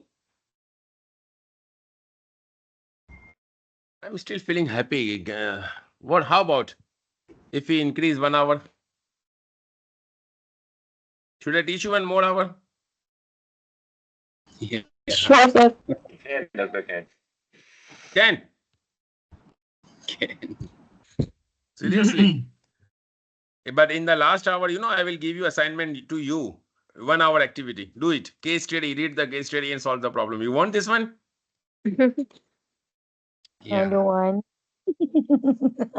No, the Not today. Now If don't we want. look, Today. Yeah, because I should be speaking only, then okay. When your time comes, then not okay. oh, but Double standard. Okay, assignment 1 is, this is assignment 2, article critic.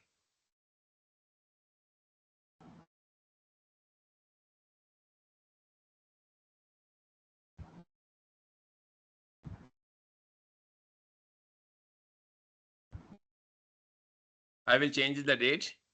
What you need to do, you have to find 3 publish article of your choice. It's a group assignment, huh?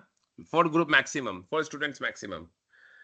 Okay, Reviewed doctor. papers are not accepted. Only find the original article. Take the article from Quality Journal, for example, Scopus Index Q1 and Q2.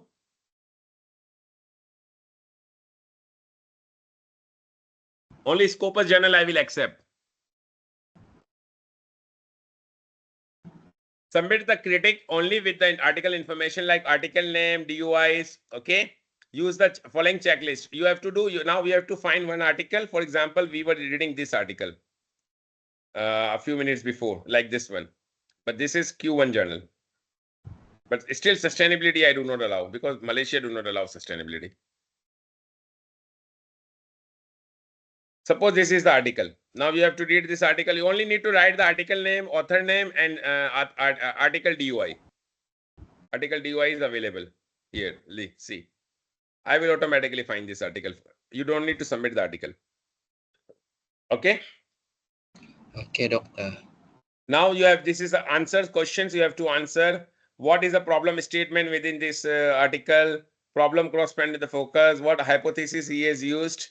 Okay. Okay. An article must be quantitative, huh? So that you can answer. Quanti. Because Okay. I teach you quantitative study only. So is every Oh. hypothesis testable? All hypothesis question earlier. What were the participant? What was the instrument? What was the design? What were the result? If you do all this thing, no, it means you will know everything about your research. Okay. And second Dr. is Meaning- matrix. Research matrix you have to develop. can you share the guideline? I will share. I will share. Not now. We have a break. Okay. After break, I will finalize it because I have to change it few things. Okay. Okay. okay, doctor. It's ready now. This one I will share it. Assignment 2 and assignment 2B. Okay, and this is assignment 2, second part, like A and B. What you need to do, you have to prepare a matrix. And this matrix sample is this one. Last class I already showed you. You have to prepare for 10 articles. Okay, literature review matrix. Minimum 10. This one is individual, doctor. Group. Both assignments are group. And both are together, A and B. Please give together. I will give you the deadline. This is not 31st, this is the previous one. Okay. Okay. What you need to do, select the topic. Search for scholarly article. Do not use Google Scholar. You can find it. UTM articles, IEEE, Emerald, Science Direct, NMVA. Create a literature magnet. At least 10 articles are compulsory. Then gather information. Then you need to analyze. It's not article that you only copy paste 10. After within 10, what did you find? And topic should be one. All articles should be on one theme. For example, blended learning, student achievement, and then different articles in different journals. And then you have to find it, what was their findings. And based on that, you should have some concluding remarks. If you do not submit the analysis and synthesis, I will not give you the marks only for making this table. This table only has 3 marks. Rest of 5 marks. Rest of the 10 marks based on this thing. Okay, because I have a rubric, so normally people do write your literature review based on, I think, write the 500 to 800 literature review and format your assignment that you have to do, follow the Harvard style, and you put it all references in the end also full, because it will not be full references. So when you are citing, then your findings here, and after your literature review, you should put full references. Then your assignment will become complete. Okay. Okay, doctor. Okay. Any question from your side? So far, no, doctor.